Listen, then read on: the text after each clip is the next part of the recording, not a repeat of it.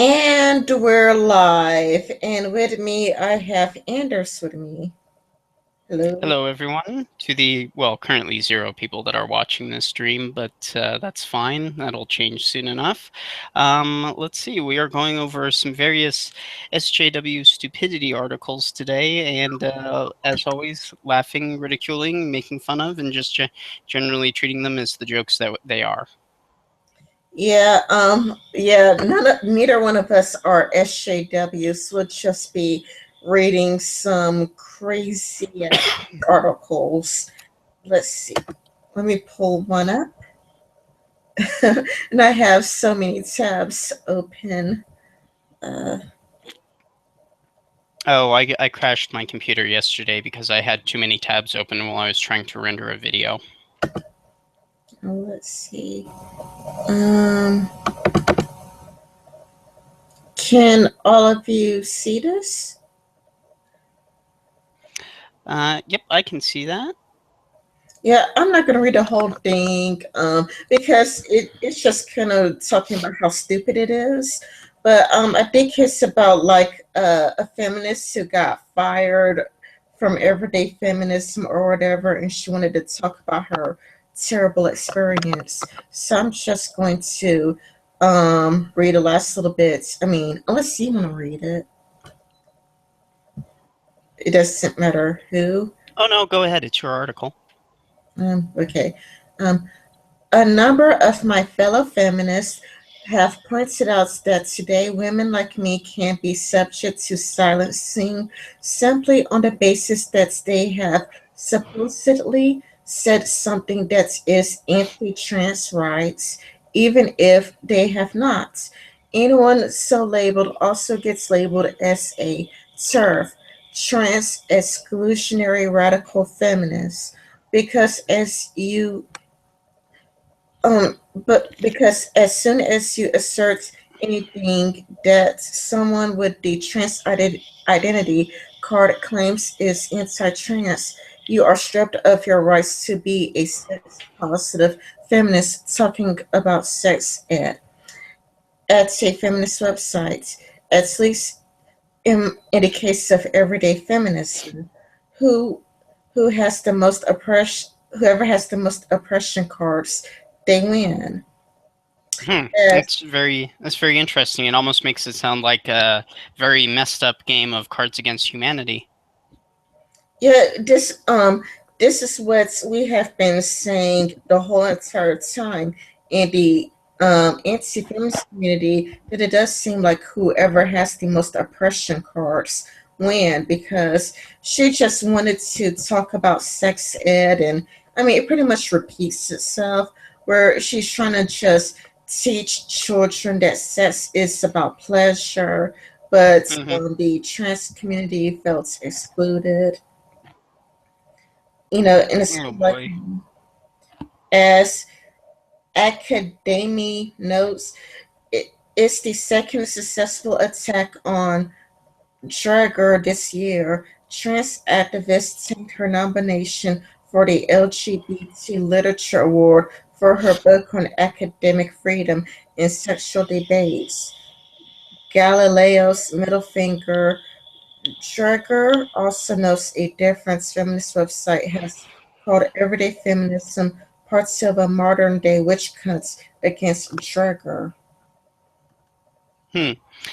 This is not the first time I've seen the feminists kind of start to attack themselves. In my last feminist art video, I actually examined a piece of feminist video art that got a bit of backlash for depicting simulated rape, and it was accused of being possibly triggering to a whole bunch of people.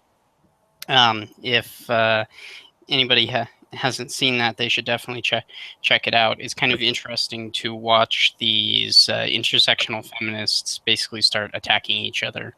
I do get a little bit of Schadenfreude from that. Yes, they're beginning to attack each other, but they do it in a bit of a boastful kind of way, actually, because Me and Danny Dushaw was reading an article from Everyday Feminism, and it's from a black feminist, and she was boasting about how it's like okay to go after white feminism, and it's kind of like you could kind of sense a bit of racism in that. Like, yeah, let's go after the white feminists. So they don't care if you attack the white feminists. They don't see them as a collective, a group to protect each other. They are willing to, cast the, white feminists to the lions to be attacked. They don't care about that. So you could see a bit of racism in there. Like, it's okay to attack feminism as long as you attack the white ones.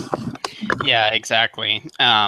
It's almost, I think it's the white male homosexuals are also falling off of the regressive stack because they're too privileged or something like that, or I don't know. It's just really entertaining to watch them kind of start attacking themselves because all of their various identity politics are beginning to conflict with one another. Yes, exactly. Shall we proceed to a different article? Sure, would you like me to present one? Sure, go ahead. Let's see. So, the Twitter hashtag "You Know Nothing, Jon Snow" actually kind of started out as a little bit of an in-joke for Game of Thrones fans to talk about one of Jon Snow's love interests, kind of chastising him. Um, and it was actually kind of a fun little hashtag until the feminists got their hands on it. Let me screen share here. And we have SBS.com reports that Jon Snow should know better than to say that there's a, quote, sexism towards men in Hollywood. Kit Harington shares his views on sexism only to demonstrate that he should stick to acting and avoid being a spokesperson for gender equality. As a leading cast member of a hit TV series, Kit Harington is likely to spend his career trying to convince the public that he's not just smoldering Jon Snow. It's a challenge for many actors who try to break away from the imprint that they've made on the small screen. Breakfast hosts now know better than to mention the name Angel Parrish to Melissa Gorge, and Jennifer Aniston knows not to follow an instruction from Ricky Gervais, who introduced her as Rachel from Friends at the 2010 Golden Globe Awards. But Kit wants people to know that he's more than the character in the furry armor, and more than the, quote, babe that directors cast to play a young man with strong features, dark hair, and green eyes. In a recent interview with the Sunday Times magazine, Harrington took to the very cliche "what about me" approach and claimed that there were two sets of rules when addressing sexism in the film industry. Quote, I think there's a double standard, he told the Sunday Times magazine. If you said to a girl, do you like being called a babe, and said, no, not really, she'd be absolutely right. I like to think of myself as more than a head of hair or a set of looks. It's demeaning. Yes, in some ways you could argue I've been employed for a look I have, but there's a sexism that happens towards men. There's definitely a sexism in our industry that happens towards women, and there is towards men as well. At some point during photo shoots, when I'm asked to strip down, I felt I was being employed just for my looks. I'd stop acting. It's not surprising that someone with a background in speech and drama rather than gender studies or sociologies would present sexism incorrectly. I think it's kind of interesting that they're attempting to imply here that a degree in gender studies is somehow equal to a degree in sociology, or even credible for that matter. But let us continue. Um, Quote, but the issue is that Harrington's popularity and access to a media amphitheater gives him the opportunity to express this misinformation to the public and influence people that his own personal experience can be used as a case study of sexism in Hollywood. While celebrities are only human, put their trousers on one leg at a time and slip up like the rest of us do, Kit Harington really hung himself out to dry when he gave the publication several examples of the so-called double standard, and suggested that they that he truly sees an injustice served to men, whose problems aren't addressed in the same way that women's are. But what's more strange than having a person disparage an issue that affects so many of their colleagues is that this person is Kit Harington. Firstly, having worked on a show that depicts historic representations of physical and sexual violence towards women, Kit should probably be aware that women have been treated differently to men throughout history. To say there is a double standard between men and women never really makes sense, as it suggests that men and women's opportunities and experience is on par. This is obviously impossible given that our society was built on centuries of male oppression and years of sexist public policy, and consequently still reflects this social structure. Uh, Kit Harington's like, no, really, ladies, you have no idea how hard it is to be a man. I mean, objectification sucks. Quote, you, or hashtag, you know nothing, Jon Snow. And he's also received a number of other similar tweets and decrying on Twitter. But continuing in the article, quote, secondly, women do not hold political, economic, and institutional power like men. Hillary Clinton much? And until Harrington is facing disadvantage because of his biological makeup, he is not the spokesperson for sexism. Sexism, racism, and any other form of discrimination that is derived from the oppression of a dominating group onto an othered minority works in regards to who has the power and privilege. Cisgendered men like Harrington can't experience the kind of discrimination that stems from oppression, i.e., sexism, just from feeling objectified by the opposite gender. But I thought that's what the whole sexism towards women was, them being objectified by the opposite gender. So, a person who has worked 5 years on a program which illustrates the power imbalance between male and female relationships probably should have clued onto this somewhere in between Game of Thrones portraying the patriarchal order of succession or simply female characters being raped by men.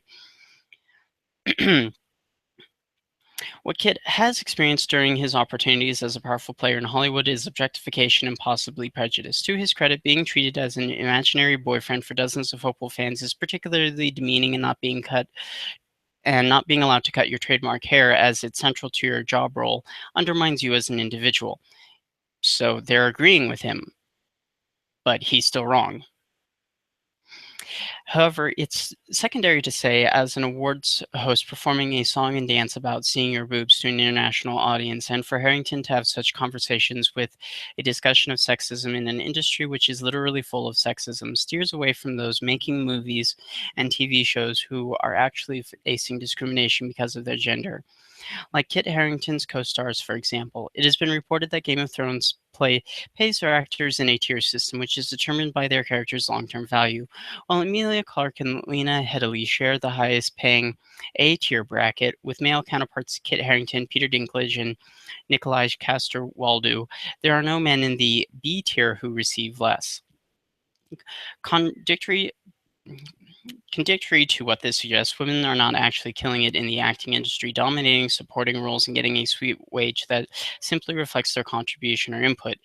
It actually demonstrates the all too familiar gender pay gap problem in which women earn less than men because they do not have the same opportunities to be granted, the highest paying role. Again, with the gender wage gap myth. As our film and television industry continues to have less demand for female characters in main roles, people like Sophie Turner and Maisie Williams will always sit in B tier and earn less than people like Harington because scriptwriters, casting directors, television networks, and the audience that love hit TV shows want to see men in an A tier role. Do they? So before Kit Harington wants to make an expert comment on behalf of the industry he works in, perhaps he should reflect on some of the things that HBO should have taught him about sexism. I don't know. That seems it seems like at one point they're literally agreeing with him, and then they're saying, "Oh well, that's invalid." Yeah, I don't think that feminists realize how sexist they are against men, because if he was a woman, they would totally have his back. They'd be like, "Yay, this is the greatest thing ever." But because he's a man, they really don't care. Yeah, no, I agree with you. He's bringing up very legitimate points, and I think if we flipped the script for a second and had a woman saying all of this, they wouldn't be decrying him. Um, I definitely think that he's picking up on the fact that him personally is being objectified, and there is a certain level of objectification that happens to both men and women within Hollywood, especially if they're good looking. I mean, how many times do we see like GQ magazine or Men's Health portraying these like really muscular, good-looking guys, and basically making them to be the sexiest man alive, or shit like that. There is objectification that happens to men as well as women, and I think that's inherent to Hollywood, and is not some it is not something that's simply based on sex. When you become an actor and your primary role is to be the really good looking hot guy or girl, then you are inherently objectified. Yes, I totally and completely agree with you on that point. Men face objectification too, at least in Hollywood, but I mean, they only care if you're a woman. They don't too much care about what you go through if you're a man. Oh yeah, I mean he's basically pointing out what it's like to be objectified as a man, and instead of saying, well, yeah, that's shit too, and so let's not do this to either sex. They say well, you're a guy, so you don't count. Despite the fact that there's about a paragraph in there where they actually, despite themselves, end up agreeing with him. Yeah, yeah, their sexism really does show. Anyway, I have another one. Can you see the string? Yep. Yeah, this is a crazy one. When it comes to exercise science, why do men seem to matter most? Let's see. Women in sports are often underrepresented in science. This is crazy. I mean, don't men do more sports than women? Like, isn't that something more, more men are interested in? Yeah, I mean, men tend to be, on average, of course, we are talking about averages here, which do break down when you start talking about individuals, but men on average are interested more in physical activities. And they are more interested in, playing sports, being physical, working out, and things like that. So there is there isn't a whole lot of surprise when I hear, well, not so many girls are interested in sports. Well, duh. Women are more like social creatures. Men are more physical creatures. It's not a bad thing. Damn Miss Fatigue, what amazes me about feminism is that they're so behind science in the it's like we're discovering the exact same thing over and over and over again. It's kind of like it should be common sense, at least by now, that men and different have different types of brains. A man's brain is different from a woman's brain. This is actually old, but feminists have discovered this for the first time not that long ago. I think it was like a few months ago. Feminists just realized men and women have different brains. It's like wow, like men and women, they have different brains, and it confirms many of these stereotypes that women are more social and men are more like this. And it's like, really? I mean, it's actually kind of old news. It's not really new. And it's kind of like, Yeah. how is it that you're rediscovering something that's old news?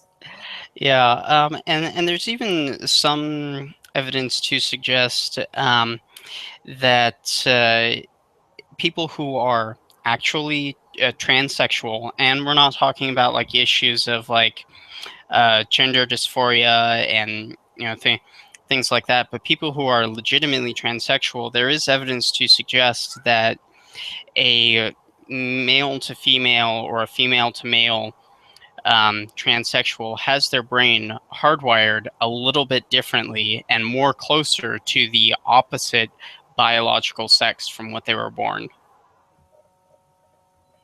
Yeah, I mean, it should be common sense to everybody. But for some reason, social justice warriors are so backwards. Um, the article says Costello study did show that women are represented in exercise science studies in general, but to wonder if the trend was improving and if the type of study mattered.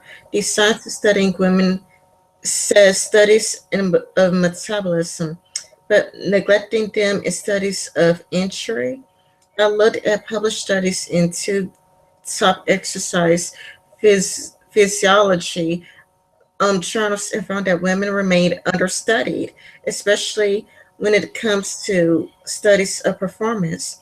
Reasons for this underrepresentation abound, from menstruation cycles to funding to simple logistics, but with recent requirements for gender parts, um, partiality from funding agencies, reasons are no longer excuses when it comes to the race to thickness. Women are well out of the starting blocks, but science still has some catching up to do.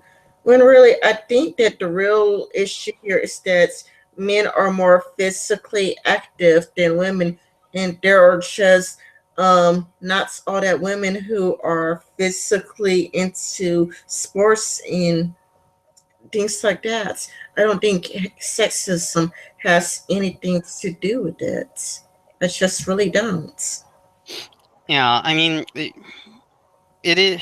I would like to see, if there is this actual like gap in the amount that female athletes have been, studied, then yeah, sure, let's fix that.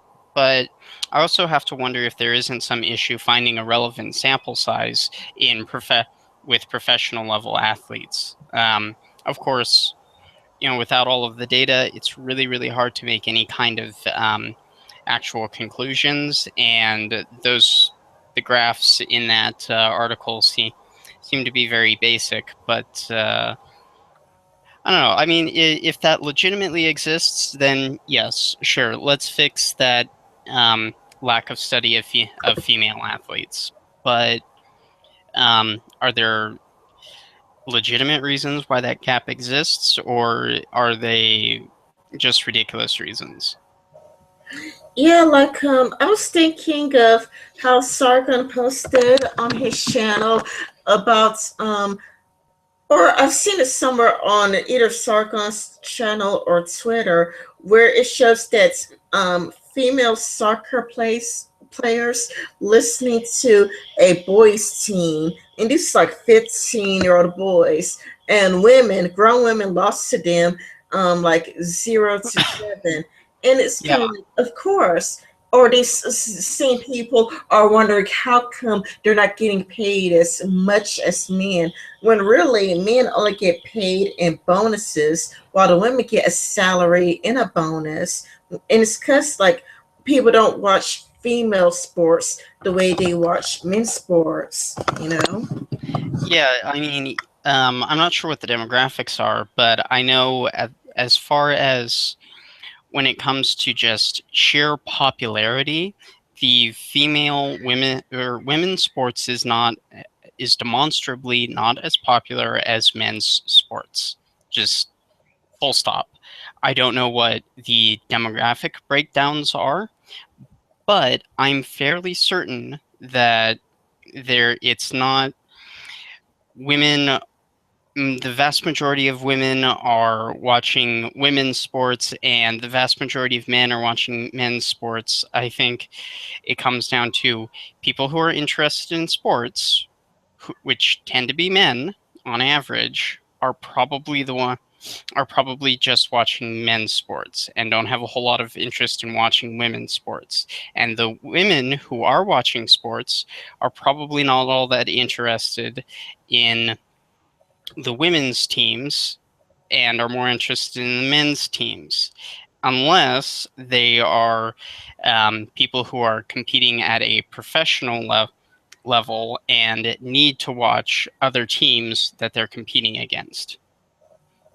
Yeah, yeah, not like that, but I just don't think that there are that many women interested in sports, even when it comes to watching sports, like just sitting down and being a viewer. I think women would rather watch soap operas or figure skating than they would watch football or soccer. Yeah, that's true. I don't know. Like, obviously, we'd have to have some demographic breakdowns for us to be able to talk about these this issue in any truly meaningful way. But I'd be willing to bet there is a certain gender breakdown between, more I guess dance sports like figure skating and ice skating, which is very much a almost like a ballet, and more physically orientated sports like soccer, American football, and baseball, etc. Yeah. Would you like us to move on to a new topic? Sure. Okay, I have another pretty crazy one. Let's see. Uh, Let me know if you could see it. Yep, I can. White supremacists want everyone to see the new Angry Birds movie, and here's why. Oh, I love this one. I first saw this meme, and I'll talk more about my personal impression of it. But go on and continue. I mean, if you want, you can read it if you want. Yeah, sure, if you want me to. All right, let's see.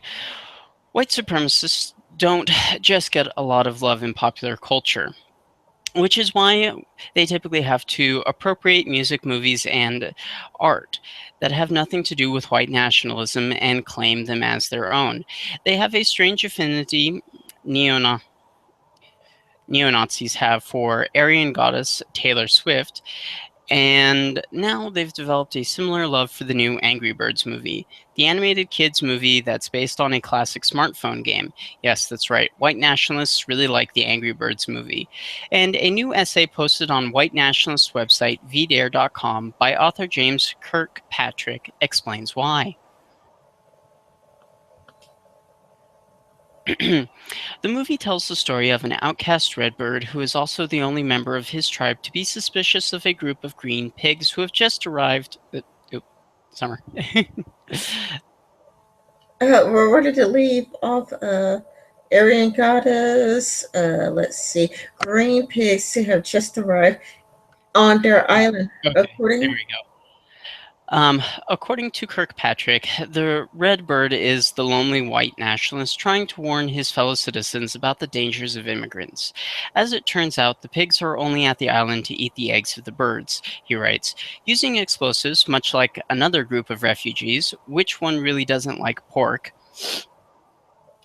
They blow up the houses of the birds and steal the eggs. Red suddenly finds himself thrust from outcast to leader and rouses the birds in a righteous fury.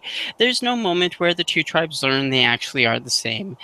They are just enemies. Good guys win, bad guys lose, and we have a few laughs along the way. Of course, by the same token, we could also make a pro-communist narrative about this movie. After all, notice that the red bird who's warning against the greedy designs of the green capitalist pigs, you didn't think of that symbolism, did you, comrade? At any rate, a quick scan of hate websites like the Daily Stormer and Stormfront.org reveals that Kirkpatrick is not alone in his wild-eyed theories about the Angry Birds movie, but if Taylor Swift lyrics can be secretly turned turning young teeny boppers into hardened white nationalists, we suppose Angry Birds could be pulling the same trick. Yeah, that was like really, really crazy. It's like, are you fucking kidding me? It's kind of like this world just gets crazier and crazier and crazier. Are you still there? Yeah, ads in the chat, and I was just checking up on it because I hadn't looked at it in a moment. Um, but you know, I saw this meme and I thought it was kind of interesting. Yeah, I honestly I don't think that given the status of Hollywood and that um, the culture of Hollywood, that any kind of intentional white nationalist narrative could survive the culling process of the writer, the director, the producers, the uh, film company that put everything together. There are just too many people reviewing this script, too many chefs in the kitchen to make anything other than a bland, mindless movie. And I think ultimately that is what this movie was supposed to be. Bland, mindless, fun entertainment for little kids. That's 6 years too late past the popularity of the actual video game that the movie is based off of. Now, I think it's giving too much credit to the authors to say that there is anything of substance inside of this movie. And while I will admit that there is some interesting parallels, and I did read Kirkpatrick's article on this for myself, I do think that he's giving too much credit to the writers. And I mean, if you want to spin it that way, yeah, sure.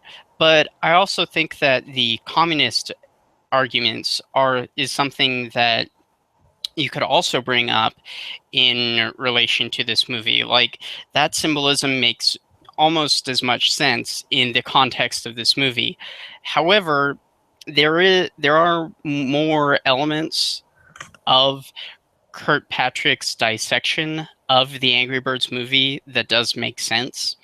Um, I would have to watch this for myself to see what kind of takeaway I get from it. But I kind of dislike this notion that all of our media has to be inherently political with some sort of political message underneath all of it. I will admit that there is always some sort of like political or metaphysical bias that artwork creates. And I mean, even I do that. Like, I have a certain metaphysics and a certain politics that when I'm doing an original piece, I'm thinking about. But I think it's giving far too much credit to the writers and the video game designers of Angry Birds to say, oh, they snuck in a white nationalist message into this uh, movie for kids. I just think it's kind of silly. And I think it was equally as silly when the alt-right in general wanted to boycott Star Wars: The Force Awakens because Rey and the Black Stormtrooper and yeah, that was silly. And then they were all up in arms over the new Mad Max movie, and I'm like, oh, please, can we stop? Can we please stop trying to politicize every single piece of um, artwork and movies and make it the next flashpoint in the culture war? Like, it, it just seems like they're trying too hard, and that bothers me. Um, but another takeaway I have from this article is I feel it's very much the pot calling the kettle black for the regressive left to attempt to criticize the alt-right for appropriating culture and movies and artwork when they themselves are the worst offenders of such things. At least when Kirkpatrick was saying that the Angry Birds movie is a white nationalist meme in disguise, he actually had some supporting evidence.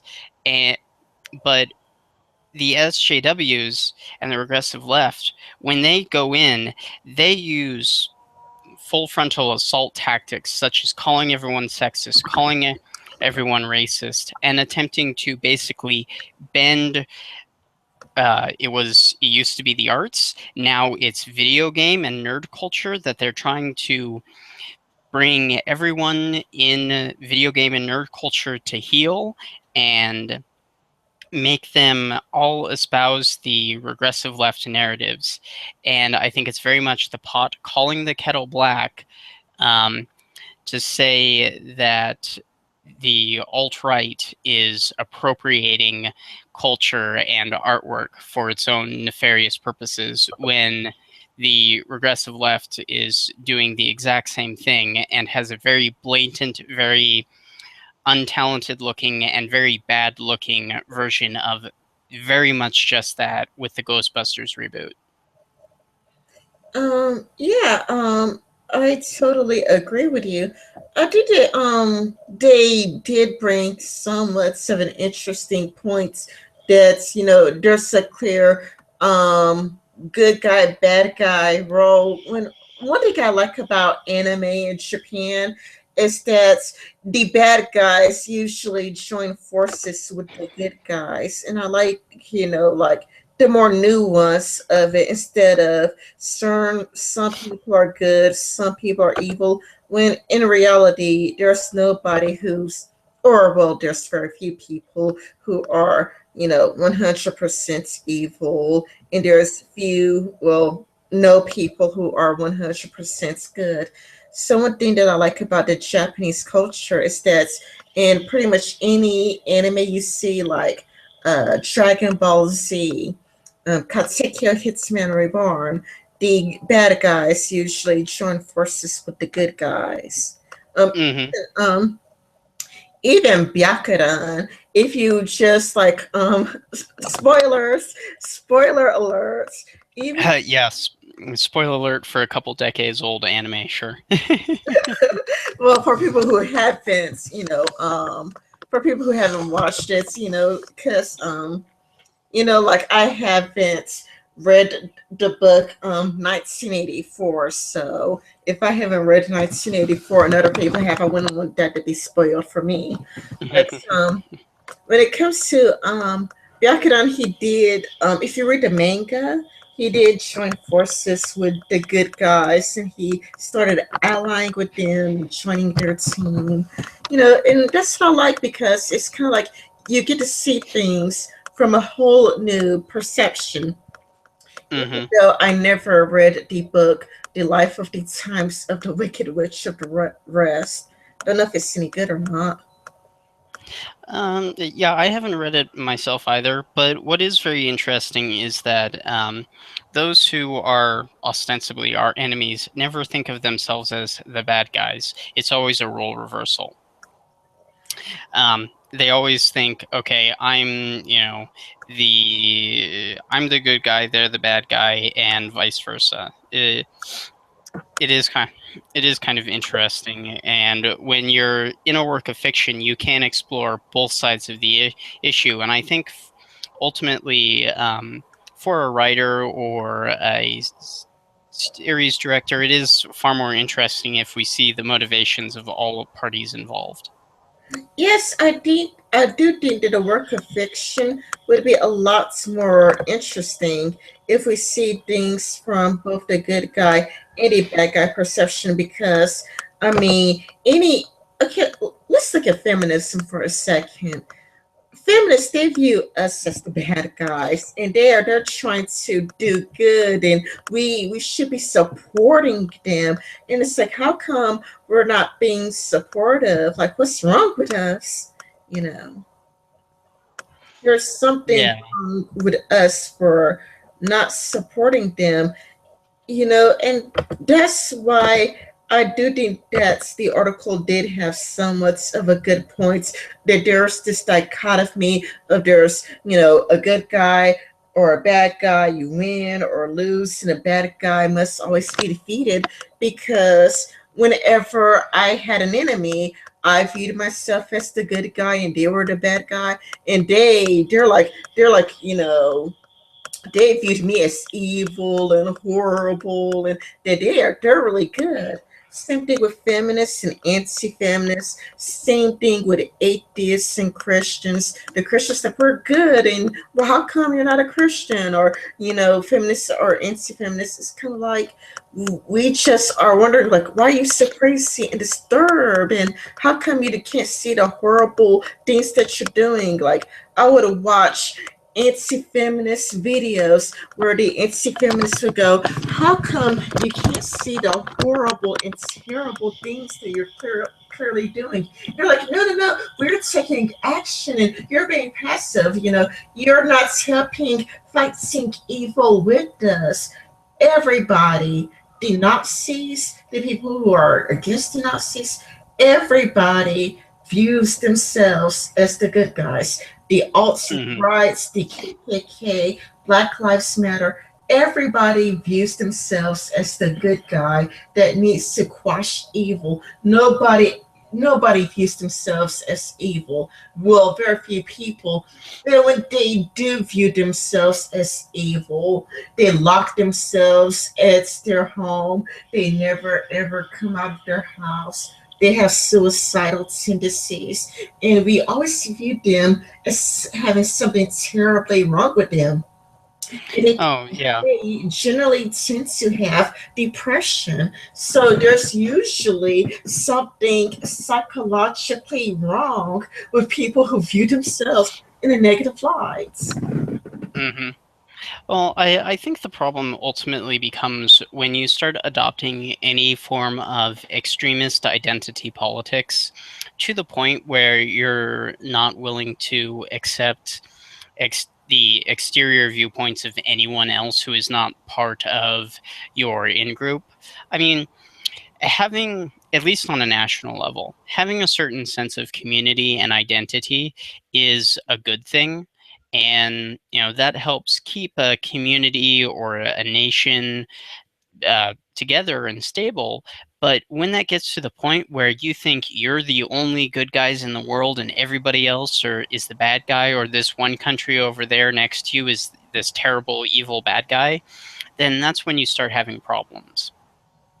Um, it, I I find modern feminism has this issue where it views all men as terrible, evil rapists, and then you have very much the same coming out of the more extreme elements of the MGTOWs, basically attempting to say that women have mind controlling pussy juices and are ruining the world. Um, I was watching a video by Black Pigeon Speaks that he released recently, and he was going off about all of these regressive leftist political viewpoints and everything. And he was attempting to say, well, it's all women's fault. But then all of the evidence that he presented didn't really support his hypothesis. So as far as I could tell, he was basically saying, well, all of this is regressive leftist stuff, but and it's all the fault of women, but his evidence really didn't support his hypothesis. It looked more like a male and female regressives working in tandem. So I think his big mistake was viewing women as the enemy and saying all of this regressivism is their fault and therefore, women are terrible. But he completely seems to ignore that regressive leftism is a cross gender issue. And it's not just women, but regressives in general who are creating these issues. Yeah, I totally hear where you're coming from. Yeah, like we women are so evil, and all we do is deceive men. When really I tried googling the things that Black Pigeon Speaks showed in his video, and Uh-huh. I didn't find anything. Yeah, I personally haven't had time to really try and track down all of the sources that Black Pigeon Speaks uses, but I'm really not.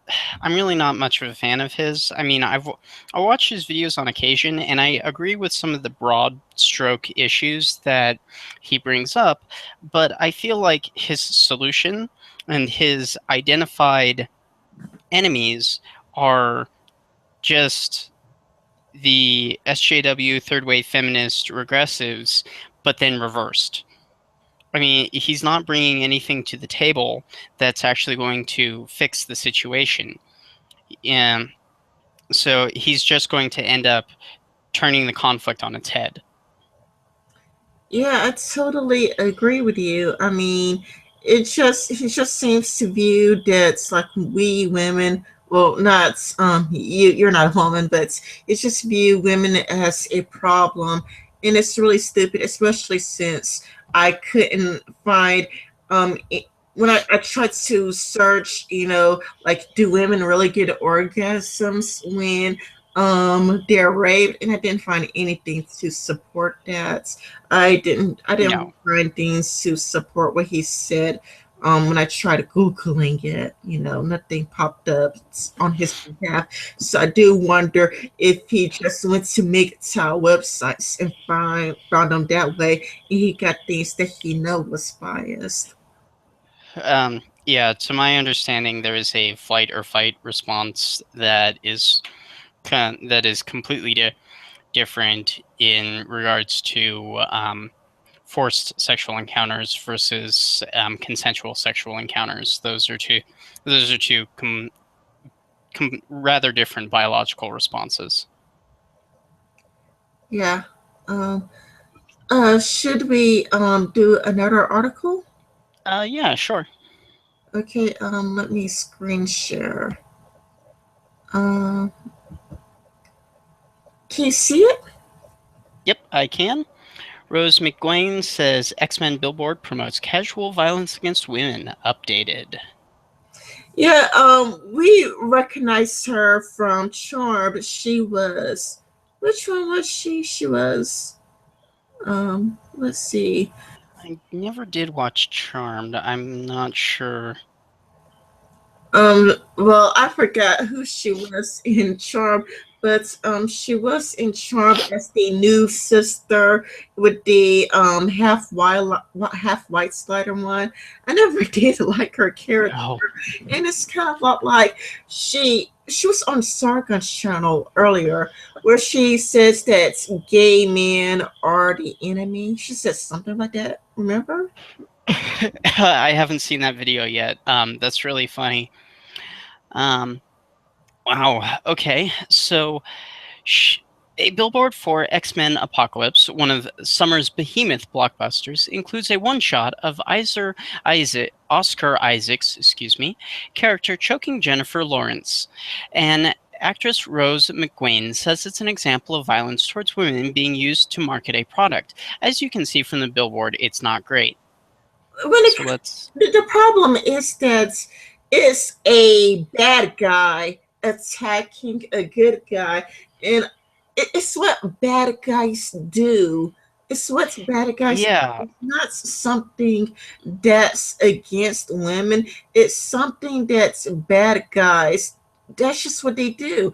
I mean, if they were nice, kind, and friendly, gave a woman a cup of coffee, they wouldn't be a bad guy. They would be the good Exactly. guy. Um, uh, so X-Men Apocalypse is really not trying to build out a nuanced character in Apocalypse. It's supposed to be a straightforward story arc. I mean, it's a comic book movie after all.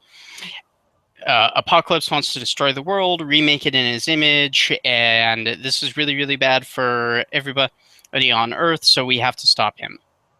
End of motivation. Um, there's no nuance or anything there, and it's like it reminds me of the outcry over the Sansa Stark rape scene in Game of Thrones. Like, Do you guys not understand what's being said here? Ramsay Bolton as a character is so violent and terrible of a person that he is willing to do that. And that's the point. Like, it's supposed to shock you, it's supposed to horrify you, it's supposed to make you absolutely hate him and want him to die in the most brutal way possible. Like, that's the whole point of illustrating and having that scene, is to make him be this terrible character.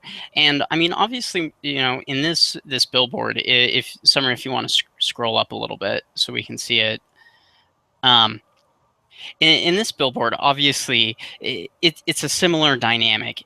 It's not nearly to the same degree, but it is a similar dynamic. This is an evil character who's just willing to choke the life out of somebody, and um, doesn't care. That it's part of building up this character as a villain, and we're it's not normalizing rape culture or normalizing violence against women. It's saying this is the bad guy. He's doing bad shit. Like, come on, like, really? Yeah, and like Chris Reagan showed, like, men, like if you look at comic books and men actually have it far worse. For men, it's like even more humiliating. Because like he even like showed like different clips, like he showed batsmen being crushed on bended knee, and I don't think Mr. Gunn was the only one who did that.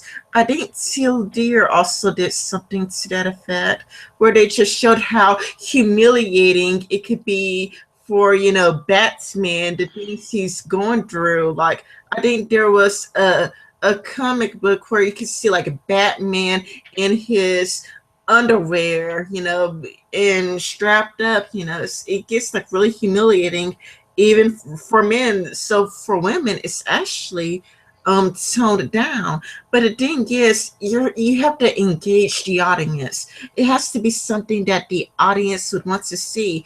Is a person we need to readily identify as the bad guy, and we need to see the good guy in a dangerous situation and wonder how are they going to get out of this, like how are they going to escape, what are they going to Mm. that's what makes Yeah. it intriguing. Yeah, I mean, if there is no struggle, if there is no danger, if there is no risk, conflict, or anything like that, then there is no story. The conflict or a inciting incident is one of the backbones of narrative structure, and to remove something like this very scene on this billboard is literally to eliminate one of the most basic backbone pieces of structure when you're creating a story.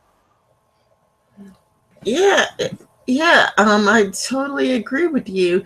Feminists, they don't seem to catch that, but I mean, Rose McGowan, I mean, she's particularly interested because she really does seem to be a radical feminist, because she was bashing gays not that long ago, saying that Hollywood favors gays and that gays are filled with white supremacy. And, she really has fell down the rabbit hole into becoming a radical feminist ideologue.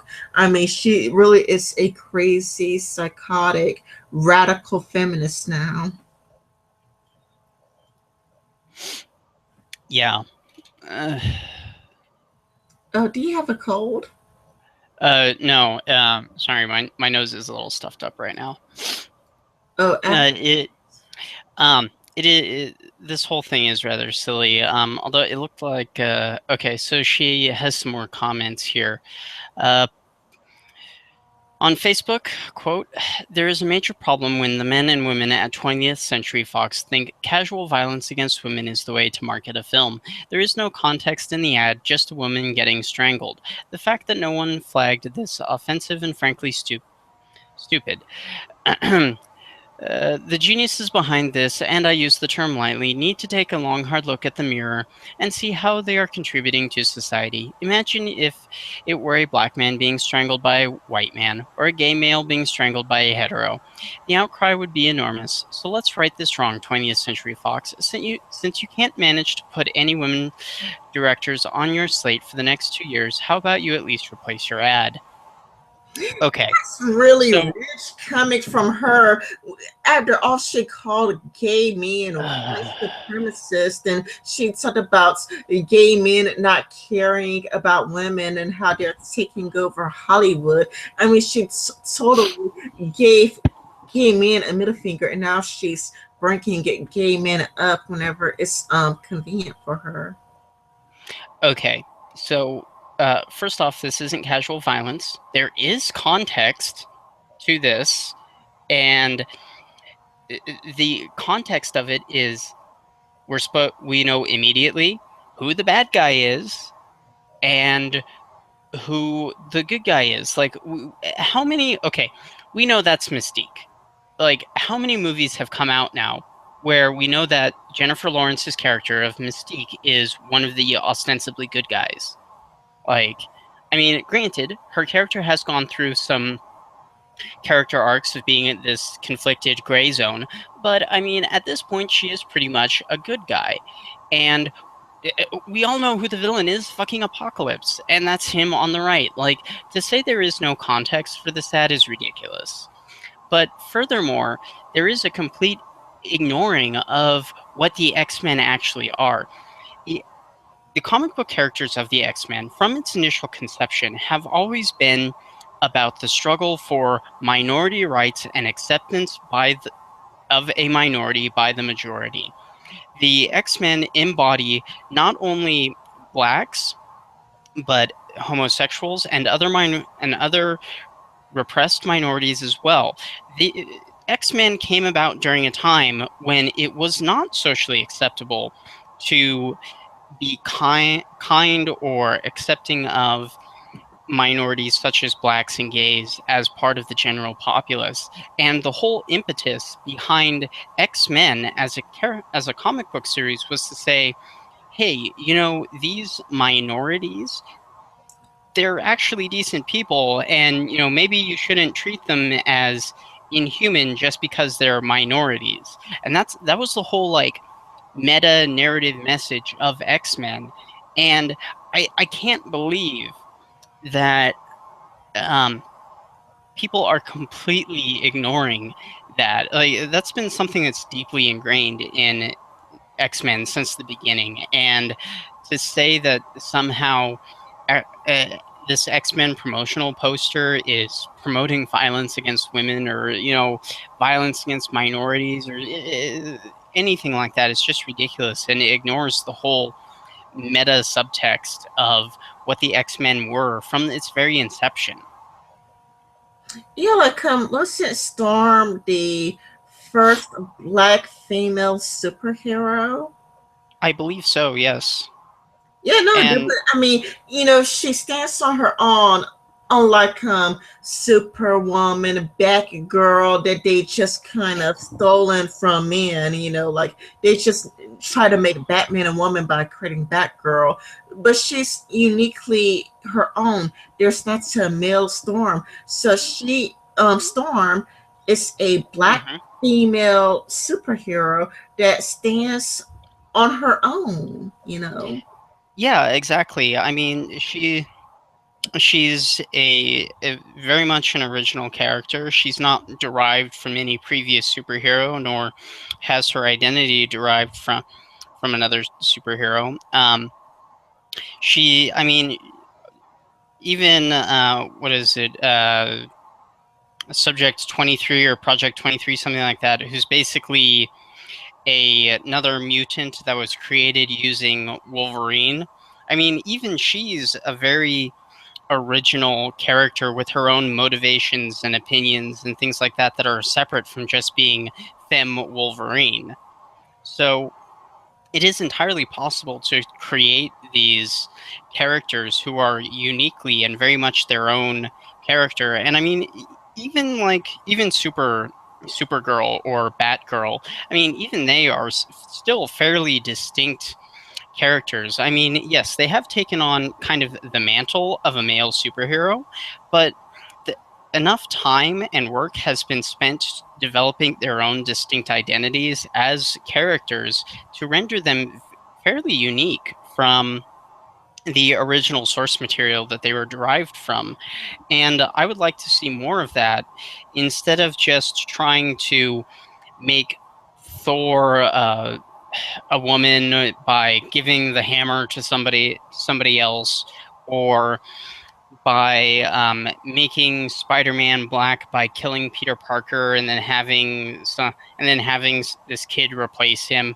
You know, spend some time and make some original characters, please. Like, it's not that nerd culture is rejecting of diversity, it's that these characters have not been treated in a manner that makes nerd culture accepting of them, because nerd culture in general has standards and wants to see a good character, not just a repaint of a different character. It is very much blackwashing or woman washing when you just gender swap a character.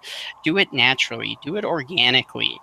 And if you have actual talent, you'd be surprised what the response will be, because it will be very accepting. It will be very applauding when a minority character is handled very well and is handled as an actual character instead of just a political prop. Yeah, I mostly agree with you. Except I don't really agree with that. The Batgirl, Supergirl bits, because I just view them as ripoffs as the male characters. They just just kind of taking Batman, and I guess some feminists complain about what about Batgirl, and it's kind of like that's why Batman is the most popular one. It's because why not just create a superhero that is uniquely female, that doesn't derive from a male counterpart? That's what makes Storm so interesting, and the X-Men really interesting, because they are unique, they are their own, instead of just trying to steal something from a man and woman washing it. Yeah. Well, the reason I say that specifically about Batgirl is because Batgirl is, in most versions, Barbara Gordon. Barbara Gordon is the daughter of Commissioner Gordon. And Barbara was a straight A student, highly intelligent, and very good at what she did. And she became Batgirl because she wanted to do something, wanted to help fight crime, and was able to figure out who Batman was, and trained herself and trained with Batman to be a very effective crime fighter with Batman. And after being injured by the Joker in, I believe it was The Killing Joke, Barbara eventually became Oracle because she was paralyzed, and still continued her legacy of crime fighting as Batman's eyes and ears on the internet and his researchers. So she's a very strong, powerful character who has gone through really some of the she's fought with Batman out in the field. She's gone through some of the worst stuff, and instead of letting that break her emotionally and mentally, she got back up and she continued fighting in whatever way she could. So I have a lot of respect for Batgirl, Barbara Gordon, Oracle as a character, because she's a strong example of a female. That does sound like it did happen more organically instead of being forced. Yeah, um and that's why I brought. I'm not as familiar with Supergirl, but Batgirl as Barbara Gordon has a much richer story arc than just like, oh, it's Batgirl would suggest. yeah, but it's still credits to the writer. I still think that they still giving into feminist nonsense. They still thanks to great writing to make her good. Exactly. It, again, it's kind of like I said, you need to have really strong writers creating these characters and not just using them as like political props. They need to be characters in of themselves. Yeah, I still think that X-Men went a better direction by having things like Storm, where she's like uniquely her own, and there's Mm-hmm. no Maelstrom. There, no Maelstrom. There's no, there's no character that is like her. She is unique in her own, instead of trying to take something that is known for men and to just female wash it, because it just seems like feminists just want to erase men out of the picture, you know.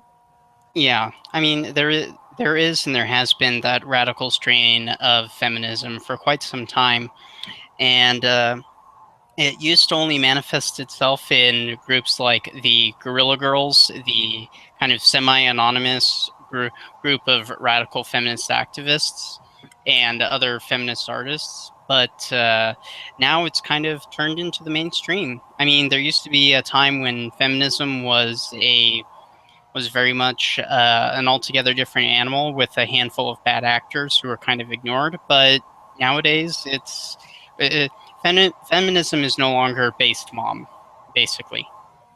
Yeah, there's still some good feminists out there, you know, no doubt, but there are different types of feminists. However, feminism has largely gone downhill, and I highly doubt it could ever be saved.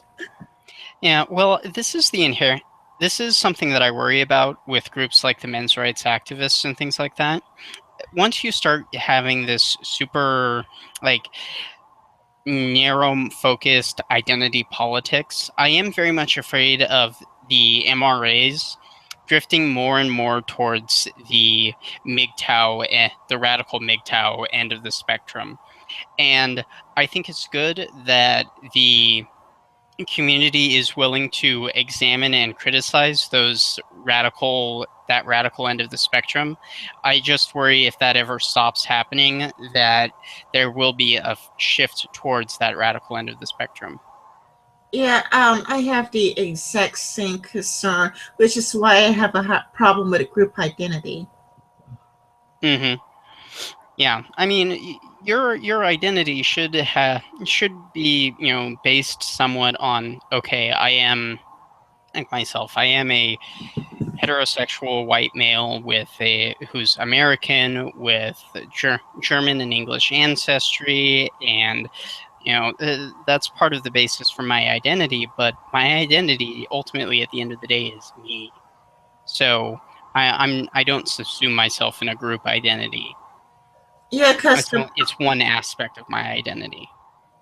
yes, because the problem with groups is that groups can go radical, unfortunately. Oh yeah, very much so. Yeah, I also back to the topic.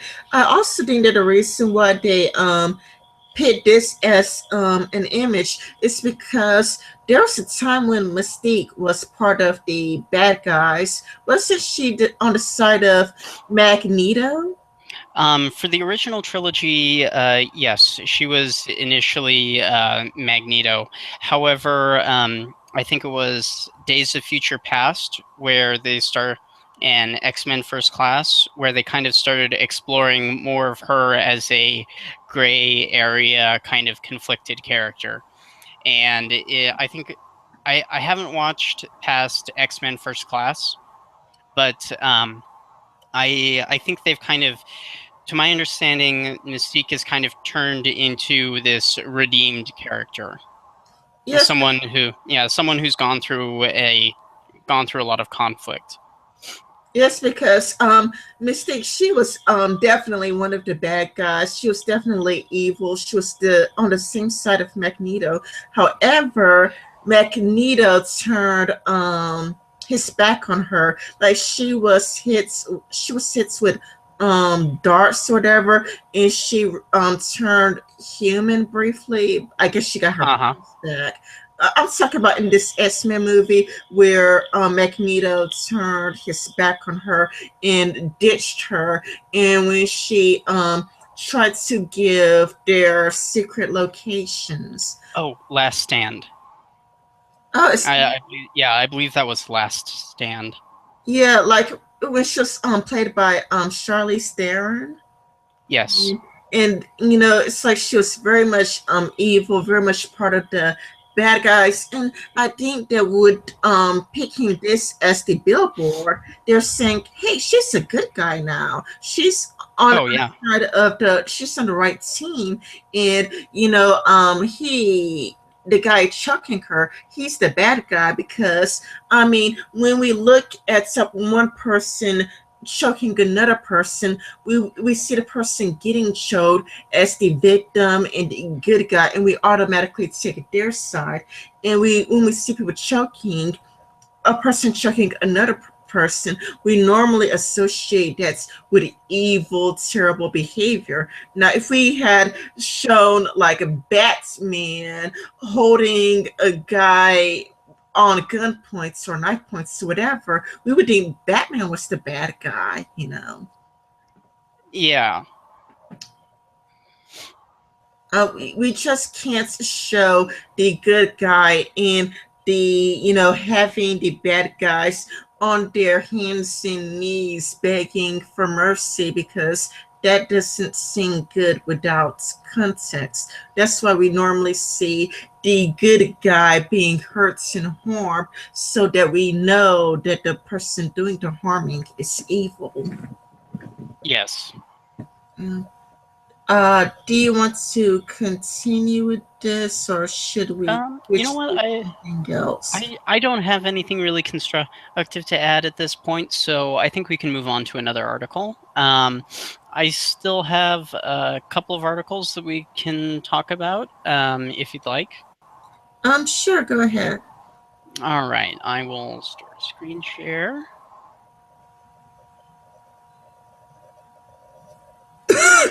All right, this is from theestablishment.co.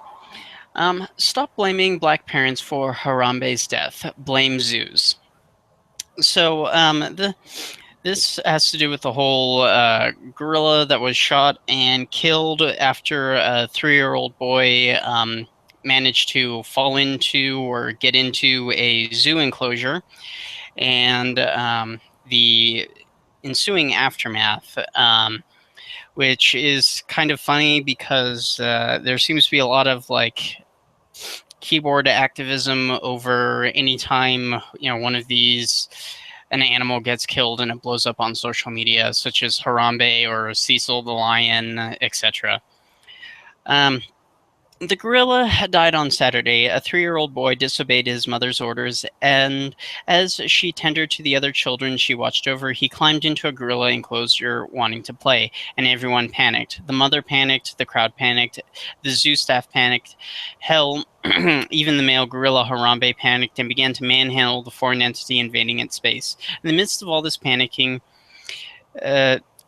the Cincinnati Zoo security shot and killed the 17-year-old Harambe to save the child. The zoo later put out a statement explaining that they decided to shoot because of Harambe's disorientated state, apparently caused by the crowd's aggressive reaction to spotting the child. By the time a tranquilizer would have taken effect, the gorilla would have most definitely harmed the boy. This was partially satisfactory, but gosh darn it, the Church of Harambe had already been formed and needed a sacrificial goat in his honor. Why not the mother? The Church of Harambe had already, the public began to refer to her as irresponsible, neglectful, and ridiculed for supposedly taking selfies instead of watching her children.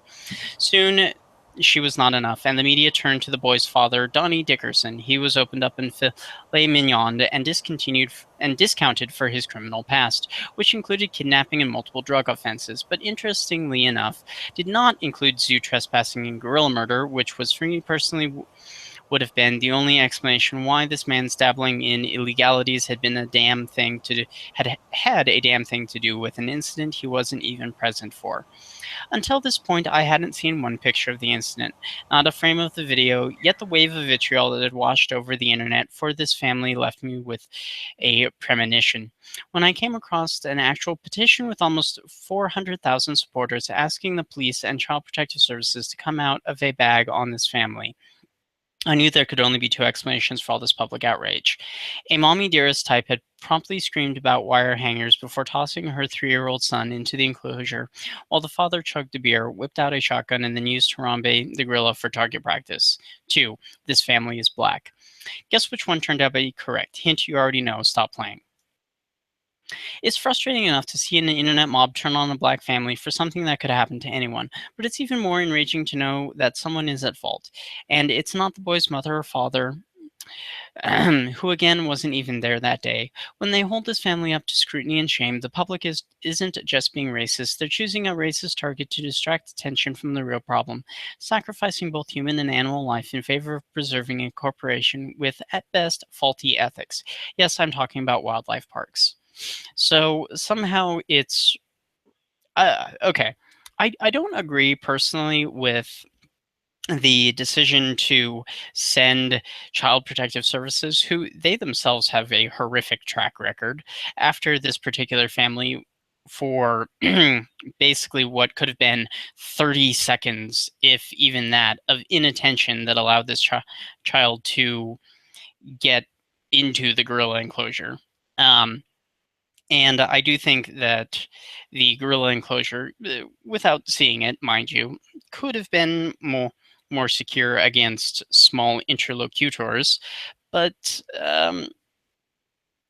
calling wildlife parks with faulty ethics, I mean, that's silly as well. I mean, it was an accident. It was a tragedy. It was a terrible thing that happened, and and we should all just be happy that the child's okay without pointing fingers at anybody.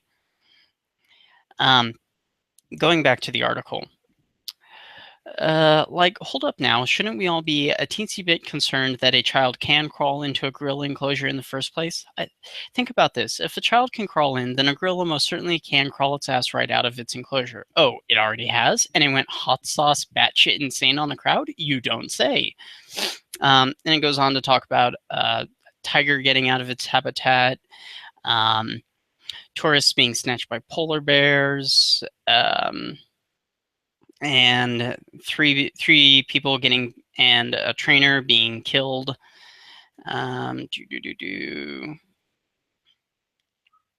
Zoos and aquariums have marketed themselves well, establishing themselves as a child-friendly, interactive educational center that cares for animals, which is mostly correct. But these corporations' main concern is not the public safety, not the animal safety, but profit margins. The majority of animals in zoos are neither endangered nor being prepped to be reintroduced into wildlife, and their care is ranked with exhibits bring in the most traffic, not which ones are the most needed. This is evident in the multitude of endangered species lists that include animals zoos have no interest in keeping, as they would not be profitable to keep. It's a sad fact of the matter that, yes, there are certain animals that are not profitable to keep around, and sorry, but that's just how zoos work. Zoos have to make a profit to stay in business, unless you want to government subsidies going to these zoos, which we don't need yet another government subsidy. Be happy that these zoos are open, allow the vast majority of adults and children to have a good time looking and seeing animals that they otherwise wouldn't be able to see normally, and accept the fact that these zoos have to operate at a profit to stay in business. That's just what happens. Continuing on, and for the love of money, safety precautions are purposefully minimized in order to create the illusion that patrons are visiting animals in their natural habitat. Are they? Okay. Sure. Let's make as much money as possible and figure out the whole someone might get killed thing only when we have to. So here we are, vacationing in an environment prime for incident after incident where a child can end up in this space of angry and disgruntled wild animals, and the security staff's only measure can be to put it down. Well, in some cases, yes, that's what happens. I don't want to question whether or not Harambe's death was necessary or whether the parents are to blame for the zoo's tragedy. There have been many pieces already written on these very things, but I implore, as the public gives space to mourn Harambe, we should ask ourselves, what was Harambe's quality of life? That is not to say he's better off dead, but to say that our outrage about Harambe should have began a long time ago, before modern zoos even held lions, tigers, and bears. Back when they were putting African women on display for educational reasons. You're mad because a black woman momentarily lost track of her child in a zoo.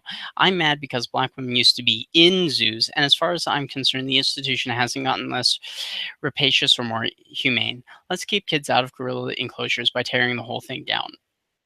So your solution is not, this was a tragedy, maybe we should look at the security precautions. Your solution is, end all zoos.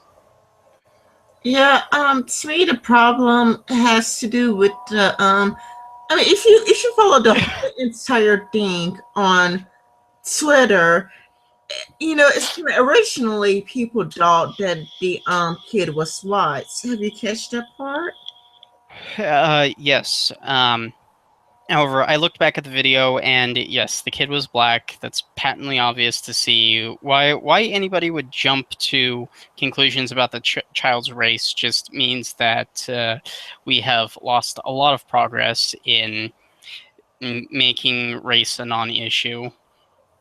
Yeah, originally they thought that the kid was white, and then the spin was different, very different. It's kind of all like, oh yeah, so when the child is white, you know, like they would immediately shoot the gorilla to protect the white child, like how protective people are of a white child. Look, the child was black, I bet you the people wouldn't care to protect the child. But it's like now we learn that the child is black. It's like, oh, so you did that the black mother is irresponsible. It's kind of like, you know, it's kind of like no matter what, if the child is white or black, it needs to be spin so that black people are always the victims.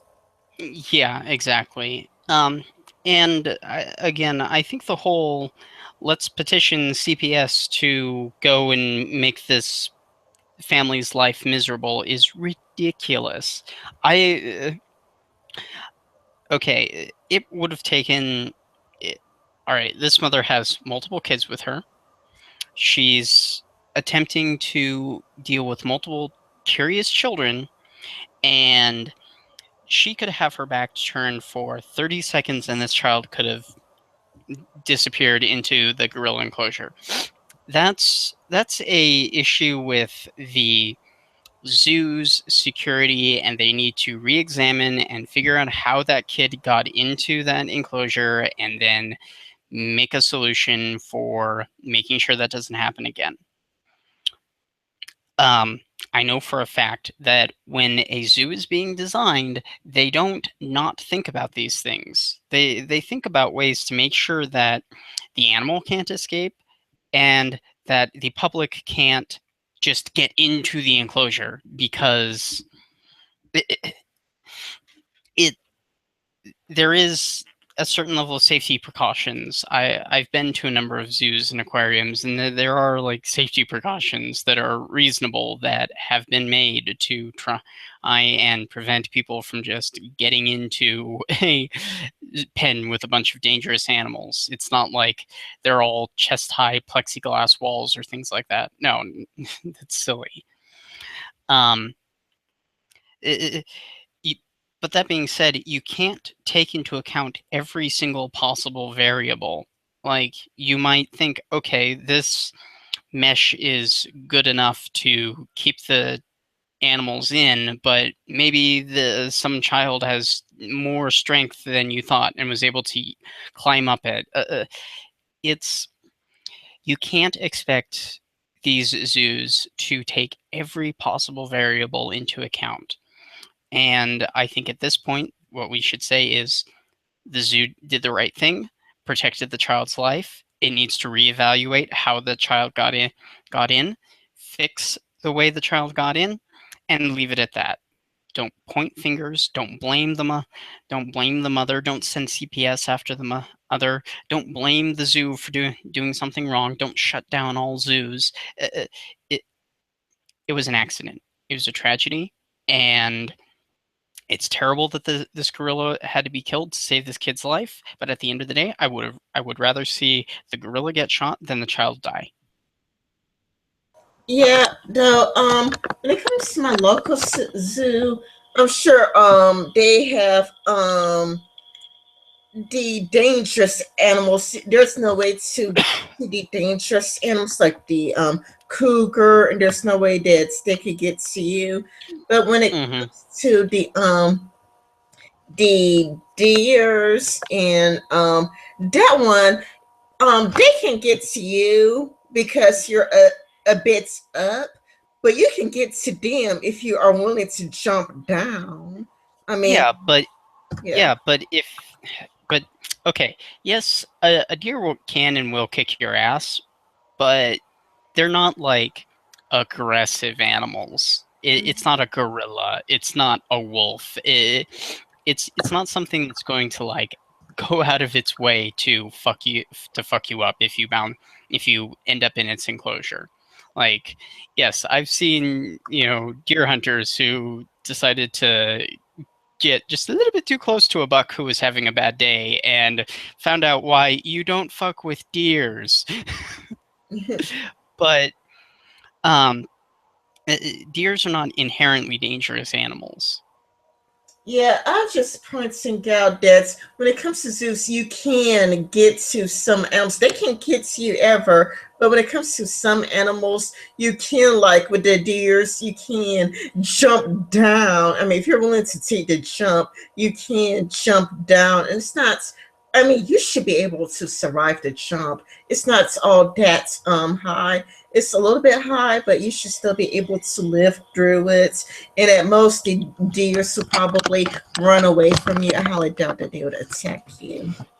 Yeah, I mean, deers are prey animals. And herbivores. I mean, they're not aggressive unless they feel like they have to be. But and usually that's a doe protecting her kids or a male who's in rutting or something like that. But yeah, I mean, uh, people people don't want to take the rational way out. They want the irrational way of handling this, and um, it's silly.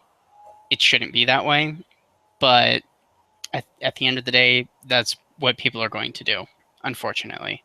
Yeah. I don't really have anything more constructive to say at this point about this particular article. Do you have any other points you'd like to add? Oh no, I have a final articles because they're very similar. I would just think we would do both of them. They're both on schizophrenic and how there is neurotypical privilege or whatever by everyday feminism, and I think Oh yeah, yeah. Wait a minute. Do you have any more, or should this just be the last one? yeah. Let's go ahead and be the. We'll finish up with your articles, and that'll be good. Yeah, they're so dumb, but it's everyday feminism, so it's not going to fail to disappoint. All right, let's end on a high note. Yeah, I would start with. I want to start with this insider's view of. Let's see. So I have both tabs open at the same time, and I'm trying to get the right one because it's from both of them are from everyday feminism. Um, do you see it? Yep, yep. Neurotypical privilege exists. You were breaking up on the first half of the sentence. It's like Oh, your fuck. typical privilege exists. No, that's okay. Am I better now? Yeah, you're better now. All right. This insider's view of schizophrenia proves that neurotypical privilege exists.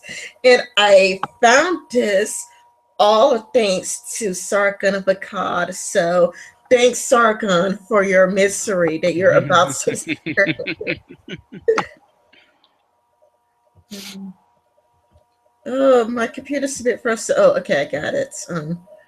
Have you ever heard a first person accounts of schizophrenia? Actually, Mm, yes.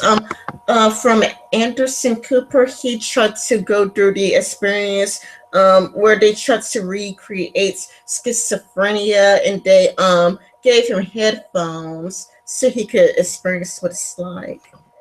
hmm. Interesting. Mm. Not only that, but I have spoken to two schizophrenics actually, one on medication, the other off medication. When a person is schizophrenic but on medication, they're very lovely, fun, and pleasant to talk to. But off medication, it's like, what the fuck is wrong with you? Okay, the media's inaccurate portrayals lead us to misunderstand and mistreat schizophrenics because we don't know the truth about what they're going through. So stop believing in the stigma with this realistic point of view that shows how we can all make a difference with a little understanding. With love, the editors of Everyday Feminism. Well, let me say that schizophrenics are very pleasant on medication. When they take their medication, you can't tell the difference between them and a regular human being. Mm-hmm. Yeah. So they're basically saying, oh, it's a privilege. Like I don't quite get what they're trying to say here. Like I don't think. I think people are naturally wary of those who are unmedicated, but and like have obvious mental issues. Like that definitely makes people worried. But I mean, it, it reminds me of this, like, oh, I have this mental disorder. I'm so oppressed, and I'm a special snowflake because of it. That's what this reminds me of. Yeah, but there is a cure for most mental illnesses out there, and it should appear normal to you, you know? Yeah, I mean, it's only when those people don't get help that it becomes an issue.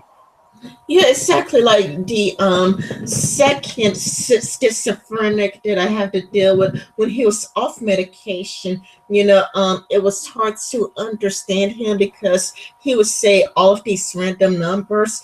It would just be numbers coming randomly. He'd be like 6, 7, 9, 11, 12, 1, 8, 3, 4. He would say all these numbers, and he would say like, "I am Satan. I am actually Satan," and it's like, yeah, he believed he was Satan, and not only that, but he believed that every Mormon was in the CIA. Like every single Mormon out there is secretly in the CIA, and all the presidents, Obama, George Washington, each and every single last Oh, president of the United States. oh, this person was in the CIA before the CIA even existed.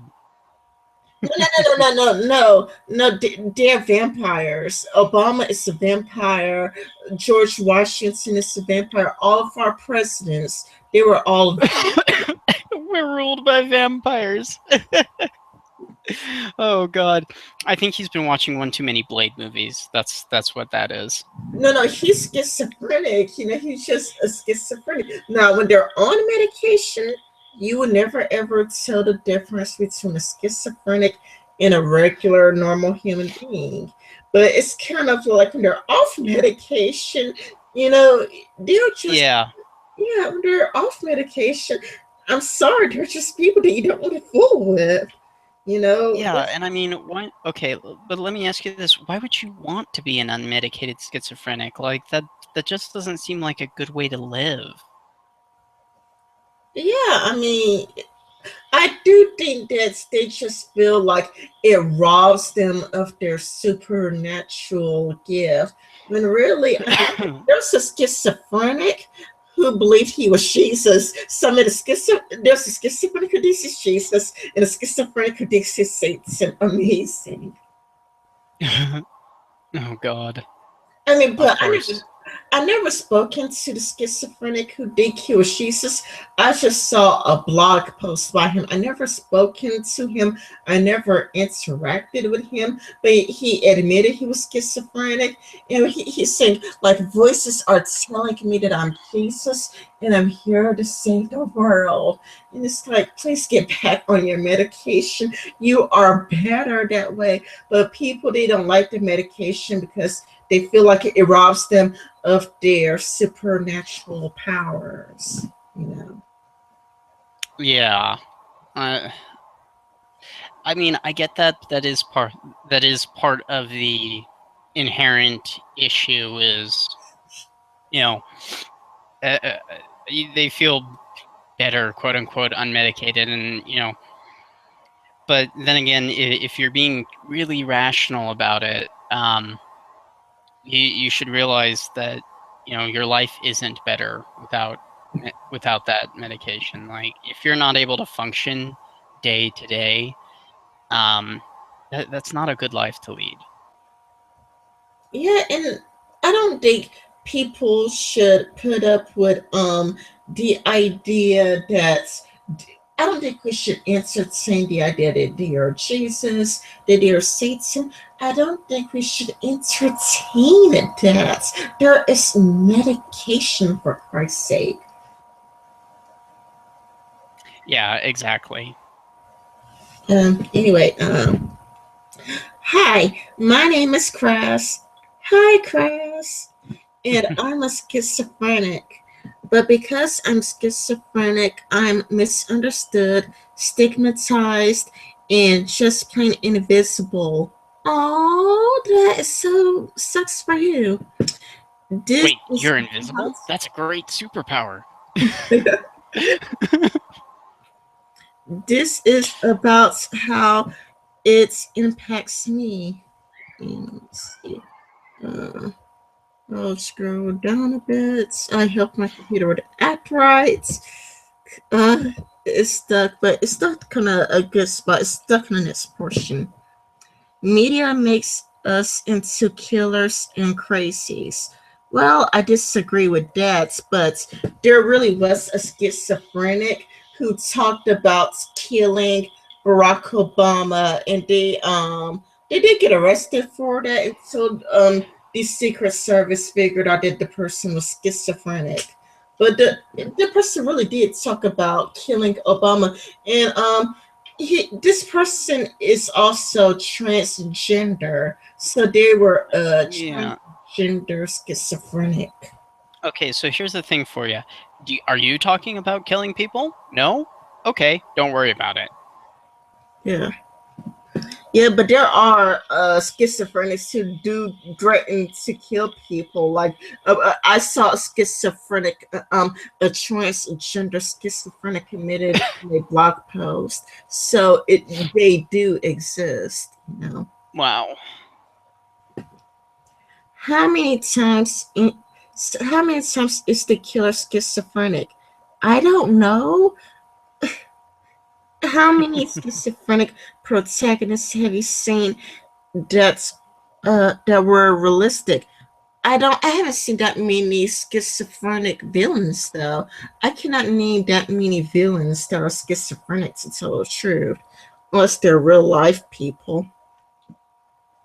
And this is the only idea of schizophrenic people go have to go off of. I'm schizophrenic, and we see a picture of some alien baby. Let's see. Yeah, unfortunately, my computer's acting really shitty. Okay, we're at the next question. I'm not a killer. I'm not dangerous. See how his eyes popped up? I mean, if a person were to say that to me out of nowhere, I would begin to think that. I mean, if you tell me that you're not a killer and you're not dangerous out of nowhere, I'd be like, oh shit, I need to run away from this person. Let me. That's an odd thing to say out of the blue. Like, hey, Anders, nice meeting you. I'm not a killer and I'm not dangerous. Yeah, I mean that's a great way to open up your. It's a great way to open up a conversation with somebody. Hi, I'm not a killer. Okay, why am I immediately uncomfortable now? Yeah, it's like I didn't think you were, but now that you mention it, now I need to run away from you. I'm tired of this. I'm tired of this being the only image of schizophrenia, and she seems to be saying that to a stranger. So I'm not surprised that he runs away from her or gets away from her at the next scene. The way media portrays us for their for further isolates us. Well, in the comic strip, she isolated herself, it seems. Uh, Shit, my computer's freezing up on me. But we can still so much see the next clip. Oh, no, it's moving. And this is Google Chrome too. I'm using Google Chrome, but it's still acting up for some reason. Uh, Sorry about the technical difficulties. Uh, we have to act. Ah, I hate this. There's something glitchy about this website. Um, Anders, are you still there? Yeah, I'm still here. Yeah. Well, what is your opinions about it so far until I could get it in the right scene? I think that I definitely think that this is something where it's attempting to say, not so much I have schizophrenia, but I feel like I have schizophrenia, and I um, am self-diagnosed as a schizophrenic, manic depressant, bipolar, and I have all of these mental health issues. I'm such a special snowflake on Tumblr. Please give me money. Yeah. We have to act neurotypical even on bad days. No, there's medication. If you're schizophrenic, then they would give you amazing medication. And I promise you, honey, that Mm-hmm. people will not be able to tell the Hold on. I'll difference. be back in just a moment. Okay. Most days I can blend, pretend to be social, have conversations I don't want to have, and appear neurotypical, even though I prefer to be left alone. Then you probably are not schizophrenic. Sorry about that.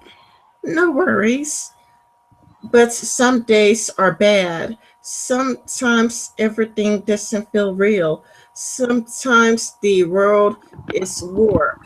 Okay, I'm agreeing with you. I don't think this person is actually schizophrenic. I think that this person is a special snowflake because the person Yeah. just said that they could pretend to be normal when if you're schizophrenic you hear a bunch of voices talking to you, a bunch of voices talking to you, and it's hard to concentrate because Anderson Cooper went through a schizophrenic simulator. And they had him wear headphones, and he just kept hearing all these voices talking to him, and he had to try to function. If you could be pretend to be normal really well, then you're not actually schizophrenic. Yeah, I mean it's yeah the that's why I said this whole it strikes me as very self-diagnosed and this kind of like I'm a special snowflake. My response to this is Chris Ray Gun's great little music video. No, ain't no rest for the triggered. That's my response to this. Sometimes I'm too hyper aware of other people's actions. I jump to conclusions and get too paranoid to be around others. About me, who, what? That doesn't sound like schizophrenic. It may be anxiety disorder, but it's not. Doesn't Yeah, sound. Yeah, it sounds much more like some type of anxiety disorder. I'll neglect cleaning the house, neglect friendships and myself, sleeping and eating. It's all I can manage some days.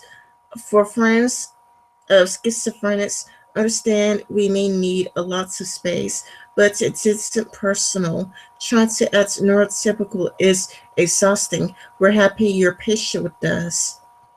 Again, I mean, if they take medication, then it wouldn't be an effort. It would come easily and naturally to be normal.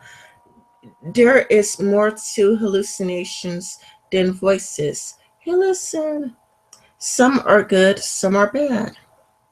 There there are smell, taste, sights, and touch hallucinations too. I have random tingles and see birds that's on stare and it's totally fine. I have voices too. Some are my friends and the others are random. They mostly say gibberish or remind me of things I need to do. Hey Chris, buy cat's food. That sounds like her conscious or her imagination. It doesn't, I mean, it could be schizophrenic, but it sounds like it sounds like an imagination, and she's trying to pass having an imagination for schizophrenic. Yeah. yeah. So I think it would be kind of interesting to compare this to the actual. I'm looking at DSM-4. The DSM-5 does make some amendments to this particular these diagnostic requirements. However, they're not substantial enough for me to really go into them. But okay, this is the diagnostic criteria for schizophrenia from behavenet.com. DSM-4 TR characteristic symptoms, 2 or more of the following, each presented for a significant portion of time during a 1-month period: delusions, hallucinations, disorganized speech, e.g., frequent derailment or incoherence. 4. Grossly disorganized or catatonic behavior. 5. Negative symptoms, i.e., affective flattering, algoia, or avolitum. Let's see. So, flat affect is complete or nearly absence of affective expression. Algoia is poverty of thinking, evidenced either by poverty of speech or by poverty of content of speech. And avolition is the absence of or motivation to begin and maintain behavior in pursuit of a goal. So basically, just being straight up super disorganized to the point where you can't function. Yeah, and it seems like she can function without any medication. And it's not like I don't feel like cleaning my house. It's not like, because that's what normal people go do. Like, oh, I don't feel like cleaning my house today. That's normal. But she says that she could pass for normal. If she could pass for normal, that doesn't sound like schizophrenia to me. Yeah, exactly. I agree with you on that. Yeah, because you just read it yourself. Disorganized speech, And I spoken to a real schizophrenic, and he would just say out of nowhere, like 1, 2, 11, 12, 6, 9, 8, 1, 3, 8, and he would say all these numbers at random. He just had a very disorganized speech. He was a real Mm-hmm. schizophrenic, and She never says, "Oh, I take medication every morning." She says she could pretend to be normal. But when you take medication, it does make you normal because it takes all those voices away. Mm-hmm. And yeah, the medication is highly effective. And Yeah. when you are off the medication, you can't pass for normal at all. Mm-hmm. Because everything they say, even the guy who's like, "I really think I'm Jesus, and it's my job to save the world," the things that come out of their mouths are really out there.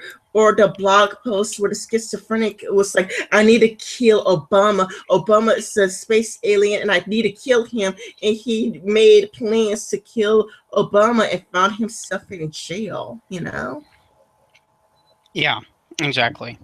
It's kind of like, if you can pretend to be normal, then you are not schizophrenic. And what she's describing sounds closer to some type of anxiety disorder, but it doesn't sound like schizophrenia. Mm-mm. Symptoms and severity vary from person to person, but hallucinations are symptoms that are not accepted by neurotypicals.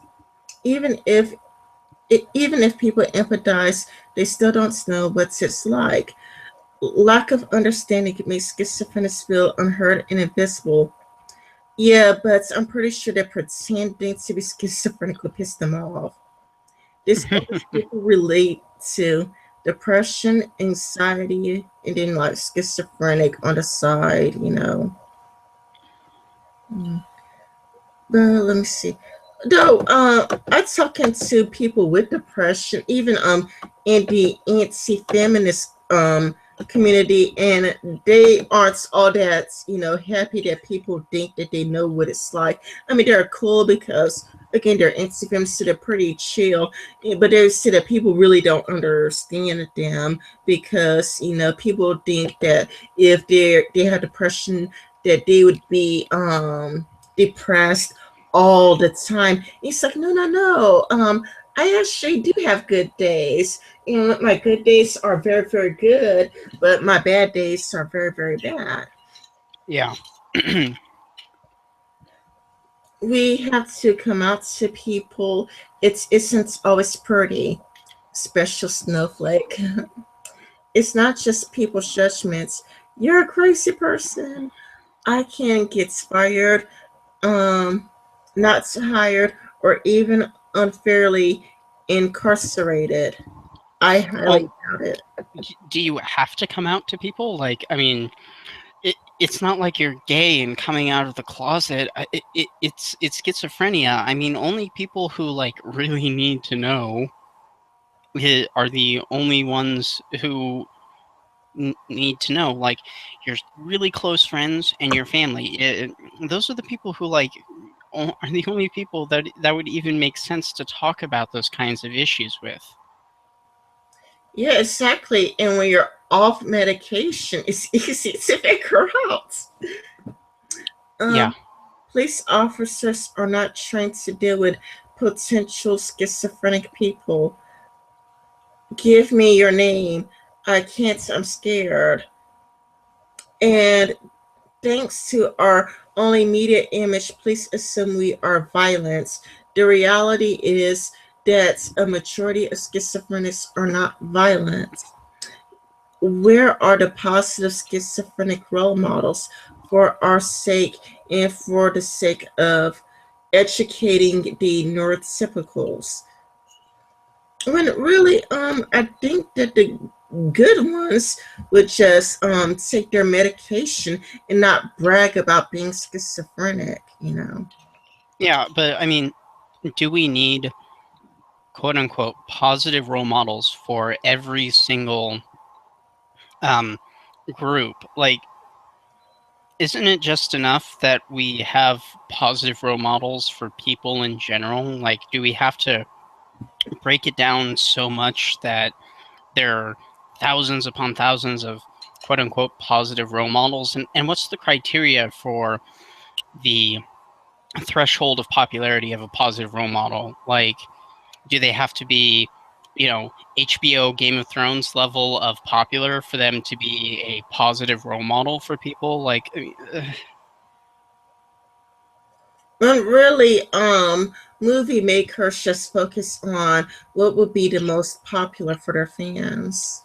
They're not going to get to yeah, character that's not going to be very popular. Tips for the neurotypical. Our behavior changes. We have good days and bad days. Please be patient. Don't judge anyone that is behaving strangely. People will judge, honey. People will judge. You're not experiencing what yeah, you are. Just listen. Yeah, very few people are going to just put up with a person acting crazy, like chasing an imaginary bird, you know. yeah. No, I mean, yeah, everybody has bad days and good days, and shit like that. I mean, if someone is your friend, they'll just do that anyway. Grow up. Uh, and right now, Google Chrome is acting up, and I still have one more article to go through. I would Yeah, just sure. stop presenting and could just the technical difficulties. All of Most of our viewers have gone. We only have one viewer now. I think that it might just be me. Mm, let's see. Uh, I guess everyday feminism is a glitchy website. Possibly. Are you still there? Yeah, I am. Can you not hear Hello? me? Summer, are you Hello? able to hear me? Anders, are you there? Because if you're there, I can't hear you. No, you No, can't I hear me? can't hear you. Hmm. Well, my mic's...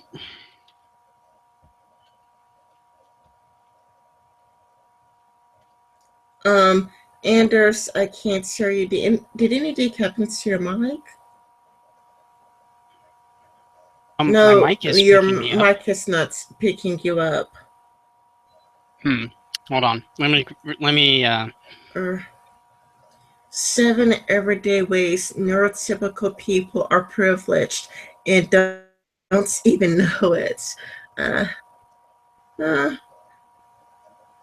I believe that Anders is going to come back. Oh, and there he is again. okay. Yeah, you're back. Is your mic working this time? Can you hear me now? Hello? Can you hear me now? Anders, are you trying to Oh, speak mother. or? Well, okay. Anders, if you do have your mic on, it's hard to tell, you know.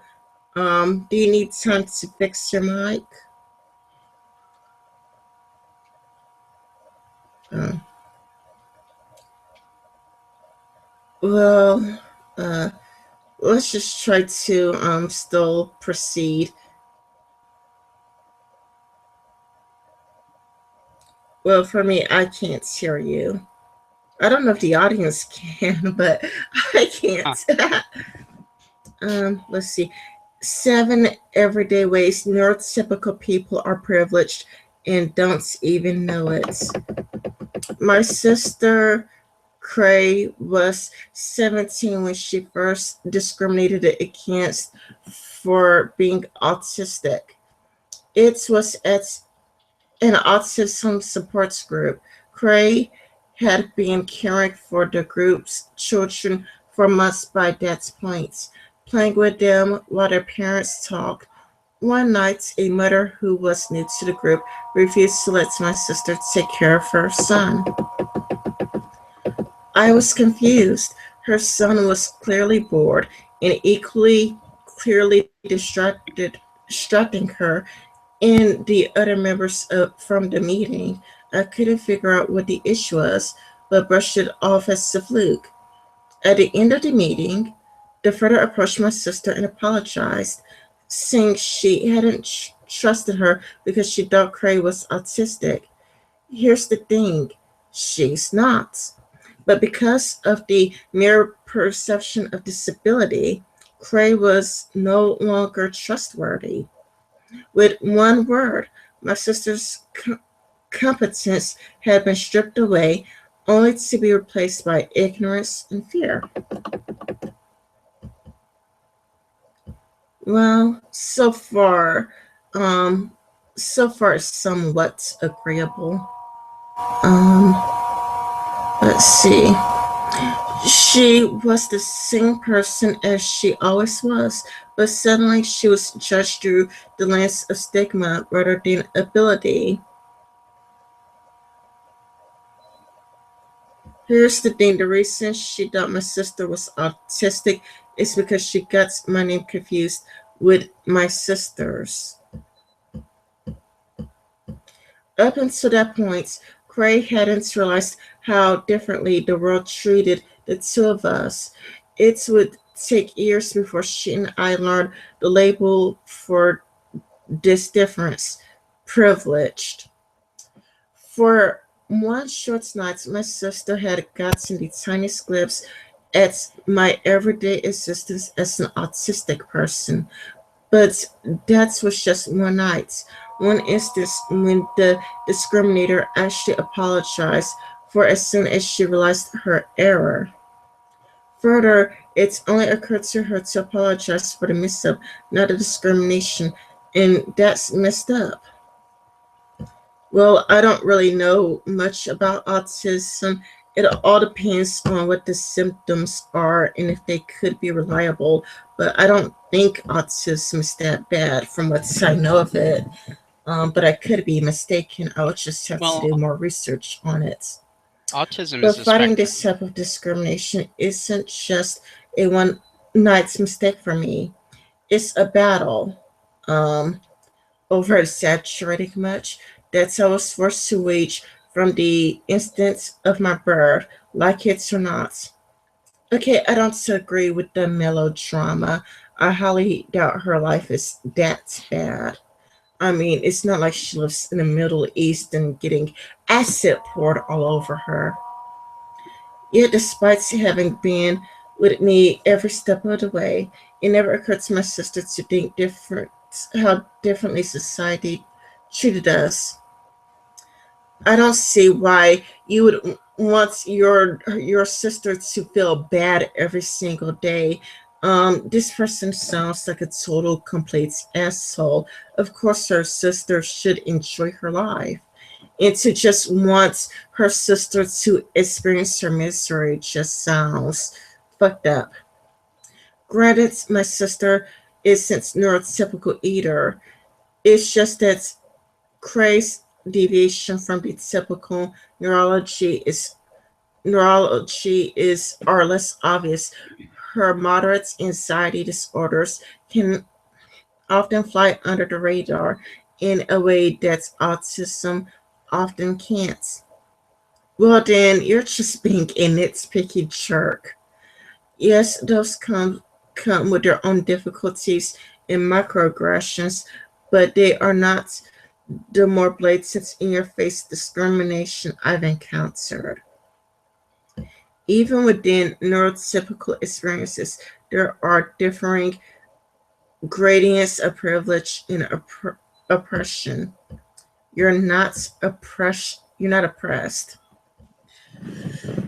Here we'll cover some of the more blatant examples of neurotypical privilege out there. Not every neurotypical person experiences a lack of problems in these areas, and not every neurotypical person has these problems.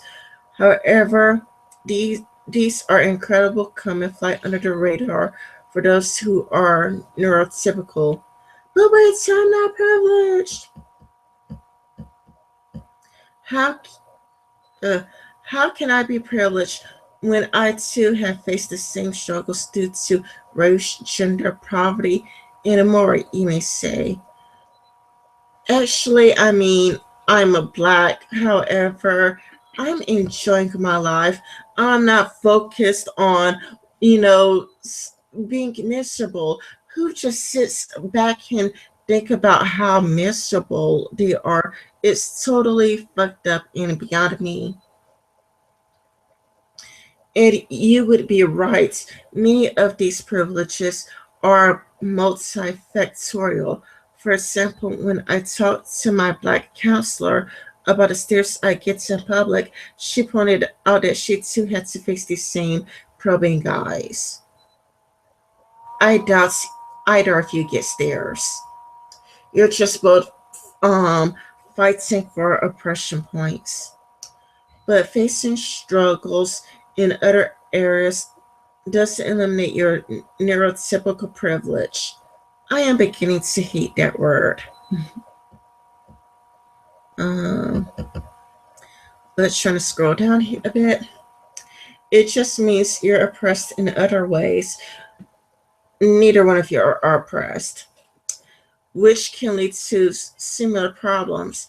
This is a reason to expand the fights for equal rights, not to deny the struggles of other groups. What rights do I have that you don't have? Seriously, I wish you would point to something in a legal book that I have that they don't have. So now that we've addressed any objections, let's go ahead and look at the eight able privileges. Being able to go outside without getting stared at because of your disability. How would anybody know that you have a disability unless you tell them? You know, I don't know much about I don't know much about whatever disease she said she had. Oh, she said she was autistic. Okay, let me put Yeah. it this way. I was friends with a girl who's autistic, and everybody thinks she's hot.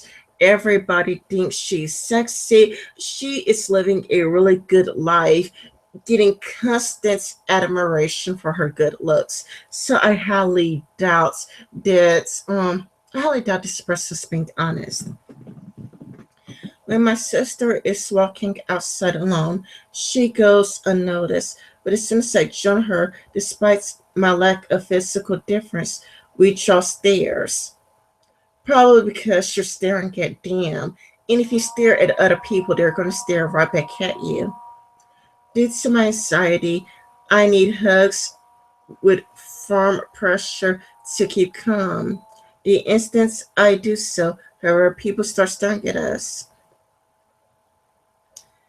Um, is she asking people to hug her?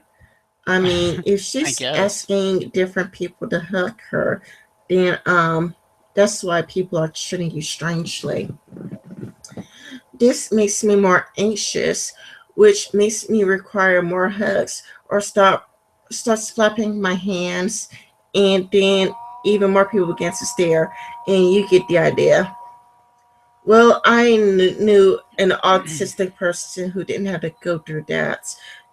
She is a hot and sexy woman who just has so many people flirting with her and wanting to date her. So, oh, whatever. It's the vicious cycles, one which typically ends with having to run out to the car while my sister finishes the rest of the grocery shopping. When my sister goes outside by herself, though, no stares, not even a second glance. That's neurotypical privilege at works. She misspelled glance. She spelled a glaze, I swear. Oh God. Um, two, being taught to in a neurotypical, non-infantilizing manner. Well, as a feminist social justice warrior, you're great at infantilizing yourselves. We covered this one already in our article about infantilization. Yeah, you guys should stop doing it to yourselves. But this is a big problem disabled people face, being spoken to like they're small children, regardless of their age or cognitive abilities. Well, feminists treats grown women like small children, all of us. Um, and that's not okay. Yeah, agreed. Even if a person actually is intellectually disabled, that doesn't eliminate their age. Unless you're actually talking to a small child. If you are acting like a child, in my opinion, you should be treated like a child. I know that there are people who would disagree with that, but that's how I personally feel. There's no reason to talk to someone as though their adulthood is eliminated by their disability. It all depends on how bad your disability is. So the next time you have a conversation with a stranger and they address you without only using small words, a sing along voice, and telling you how adorable you are, think you're able privileged. Not all autistics go through what you're going through. And to me, you're just bringing this upon yourself. Because, I mean, I've been friends with autistic people who didn't have to go through that. I mean, I'm pretty sure it's different for each person, but I don't know how badly the feminist social justice ideology has negatively impacted this person. 3. Being able to attend classes in the same room as your peers. Even ignoring the barriers to entering locations, there are still huge barriers to studying and working alongside others. My mother had to fight the guidance counselor so I could take advanced placement classes because I was disabled with an with with an exceptional student status, and the counselor saw that and said, "Oh no, they read code for students with disabilities, don't take AP classes." Well, I do think that if she's qualified, that she should take advanced classes. Regardless of my grades, I was being denied because I had a disability. When I finally got into those classes, by the way, I passed them with flying colors. Well, autism is different from schizophrenia. I mean, all disabilities are different.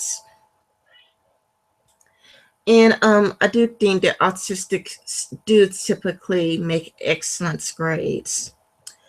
What's more, when I was in elementary school, the school tried to kick me out. I'm sorry, but when it comes to feminists and social justice warriors, I have a hard time believing anything they say without proof. I mean, I do trust Christina Hoff Sommers, and JJ Talk seems like a cool person, but this is everyday feminism, and it tends to attract the radicals. Parents had complained about my taking classes with able children, so the school called a meeting during which they tried to remove me from the school. My family fought for me to remain. Instead, I was merely put on probation for a year.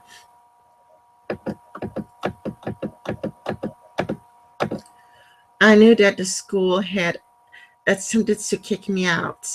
How? Knew that my teachers had testified towards that end, and unsurprisingly, that was also a year during which I fell into a deep depression. Again, you're a radical feminist and you're clearly not in your right states of mind.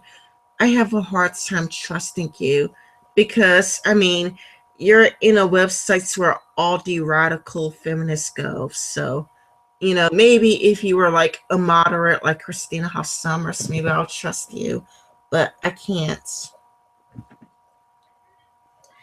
Just a few years before, my sister had attended the same elementary school as me. She had the same teachers who treated her with kindness and compassion. That's right, even at the ripe old age of 10, she was unknowingly experiencing neurotypical privilege. I don't think so. I just think that she's seeing things in a jealous person's lenses. When you're jealous, you're gonna see things through a lens. And I highly doubt she could view her own experience objectively, like from the outside looking in. She could only see things, from her own radical feminist social justice warrior lens. And once you graduate, the ableism doesn't cease. Remember being told that social networking is the most important vector to getting a job? That is a system inherently built on privilege, a system which discriminates against neurodivergent people. Actually, people with mental handicaps have their own privileges. Um, I have a flyer somewhere, and it's in my room. And er, if Anders's mics were working, I would be. I would Yeah, I love don't to know. get my flyer, but it's from a place that helps mentally handicapped people get jobs. Not only that, but now places need to have quotas. And because places need to have quotas for the mentally disadvantaged, you guys are a protected, privileged class. I mean, what do you call a quota? That means whether you deserve it or not, they must hire you. That's a privilege. Even if you apply for a job without having networked your way there, you still have the interview to conquer. And that's for neurodivergent people can be almost insurmountable task. I'm sorry, there are people who have mental disabilities who are working, and there are quotas for you. So again, I have a hard time trusting this because quotas they do exist. And sorry, I had to take a little break. My nose is a little bit runny. The An interview is not a test of one's qualifications, but of one's social skills. Actually, many interviewers would ignore that if they know you have a mental illness. I think Sargon talked about that on his channel. It requires typical body language, slick answers, and essentially fitting social norms. These are all areas where neurodivergent people will diverge. And just like that, you're eliminated from the running. Oh, bitch, please. There's those quotas. Don't forget those quotas that says that jobs are required to have you. Not because of your abilities, but because of your differences. Sure, employers can't say that they aren't hiring you because of your disability. True, but employers also can't say that they are strictly hiring you because you do have a disability. It goes both ways. Oh, hey, I'm hiring you only because you're autistic and we have a quota to fill out. But as long as they cite another valid sounding reason, they can be motivated by discriminatory intentions they all like. Hopping in the car to go somewhere. Every time you decide that you want to go somewhere, and gets into our car without a second thought.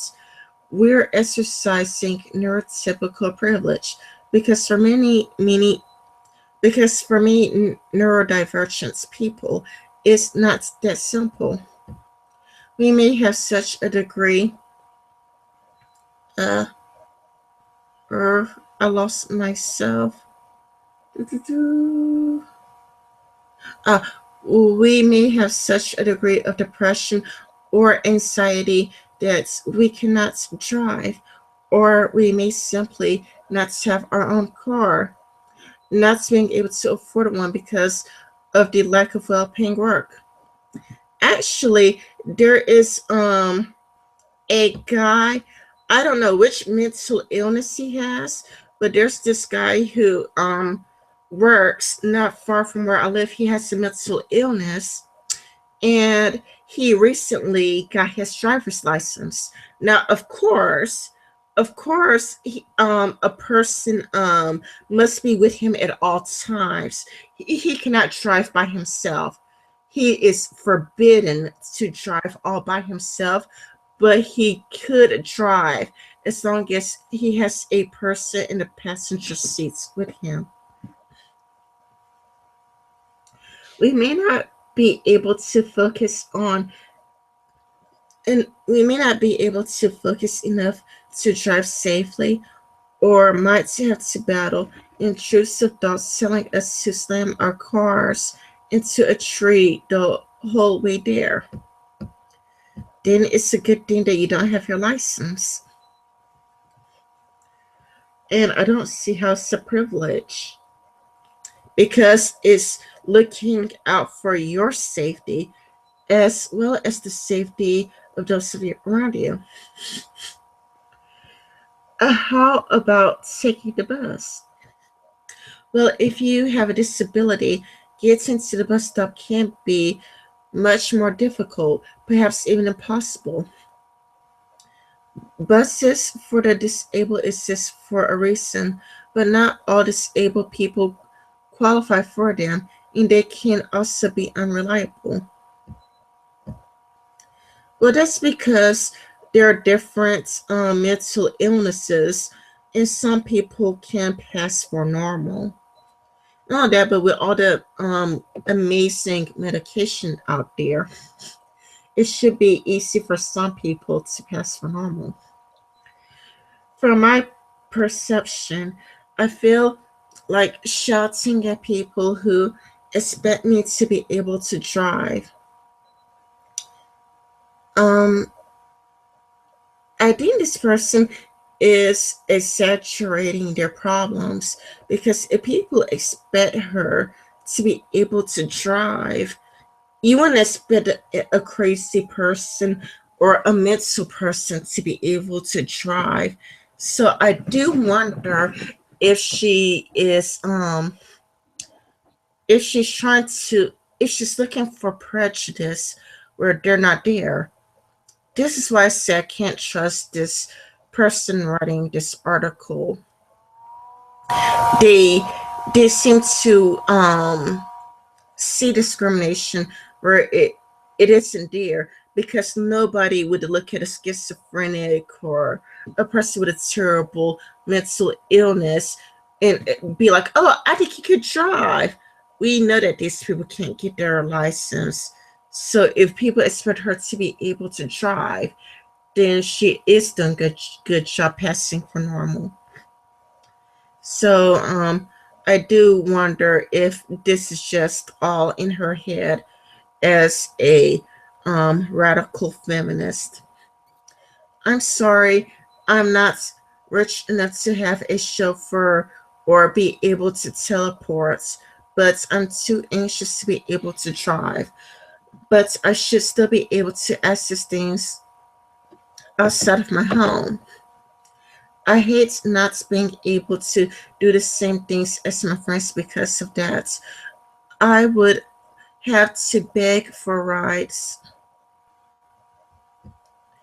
I lost where I was at because a different screen popped up. I would have to beg for rice from friends to go get food. So me getting breakfast and dinner was dependent upon me begging people for rice. That's messed up. That's really messed up. Due to that same anxiety, even if I could make it to the bus stop, my ap- agoraphobia would send me to flights or fights or flights for however long it took the bus to arrive. We may not think about it, but easy transportation can definitely be an element of neurotypical privilege. That's privilege used the wrong way. Not being blamed for your own murder. Well, you're alive and kicking. Melodramatic much? I wish this is. I wish this didn't have to be said. I so wish that, but it does. Horrifyingly, every time a disabled person is murdered by their parents, the media prints a story sympathizing with the parents' situation. Bullshit! This is total complete bullshit. Citation, please. Where? Please. Where? Show me. Worse yet, many dis many disability organizations and parents of disabled children express their sympathy not for the murdered disabled people, but for their murderers. This is total complete bullshit. You are a fucking liar. I have never ever seen that. Ever. You you are full of shit. Oh my god. This is why I hate everything. This is why I hate everyday feminism. Pretty much everything they say is a lie. Ugh, God, I wish I didn't have a cold right now. I am so sorry, everybody. I have a terrible cold, and fortunately, unfortunately, Anders' mic isn't working, and I wish we had more people during the hangout. My nose is all runny, and I'm just terribly sick with a cold. I caught a cold during the summer, lucky me. Or it just could just be my allergies out of whack. Who knows? But I did get a cold this time because usually my allergy medicine works really well. You guys have health privilege or able privilege. um if you feel overwhelmed caring for someone disabled, get help for yourself, or you're considering murder them, check yourself into a hospital. Drop your child off at a police station and leave. Call a crisis line. Do anything other than murder them. There is no reason to kill your child. Acting like their disability somehow makes that acceptable is just wrong and hurtful in so many ways. This person is a fucking liar. I mean, ugh. Everyday feminism never ever cease to amaze me at the levels of low that they're willing to go to. Choosing a life partner and to have children if desired. Even ignoring the difficulties that discrimination can make in finding a partner, or what that's health problems can have on childbirth. These are both areas of privilege for able people. Again, I had an autistic friend. She's married. She has a child. Me, I'm not autistic. I'm not married. I don't have any children. So, I mean, is there, I mean, are saying regular people, are we at a disadvantage, and are autistic people privileged? You could see, sane people at a disadvantage and autistic people at an advantage. So it's like you're just cherry picking examples and all that, but we've already established that you're a liar and you would say anything. But everyday feminism is full of liars. Society teaches disabled people that both of these are somehow off limits for them. Bullshit. And you just have autism, so you're not, it's not like you're schizophrenic. And even then, I know a schizophrenic guy who's happily married. Just look at the ways my sister and I were treated growing up, and the discrepancy is clear. Like most girls, society taught my sister that when she grew up, she was going to find a husband and have babies. Again, I know an autistic woman who has a husband and children. So stop being full shits. And again, I know a schizophrenic who has a wife.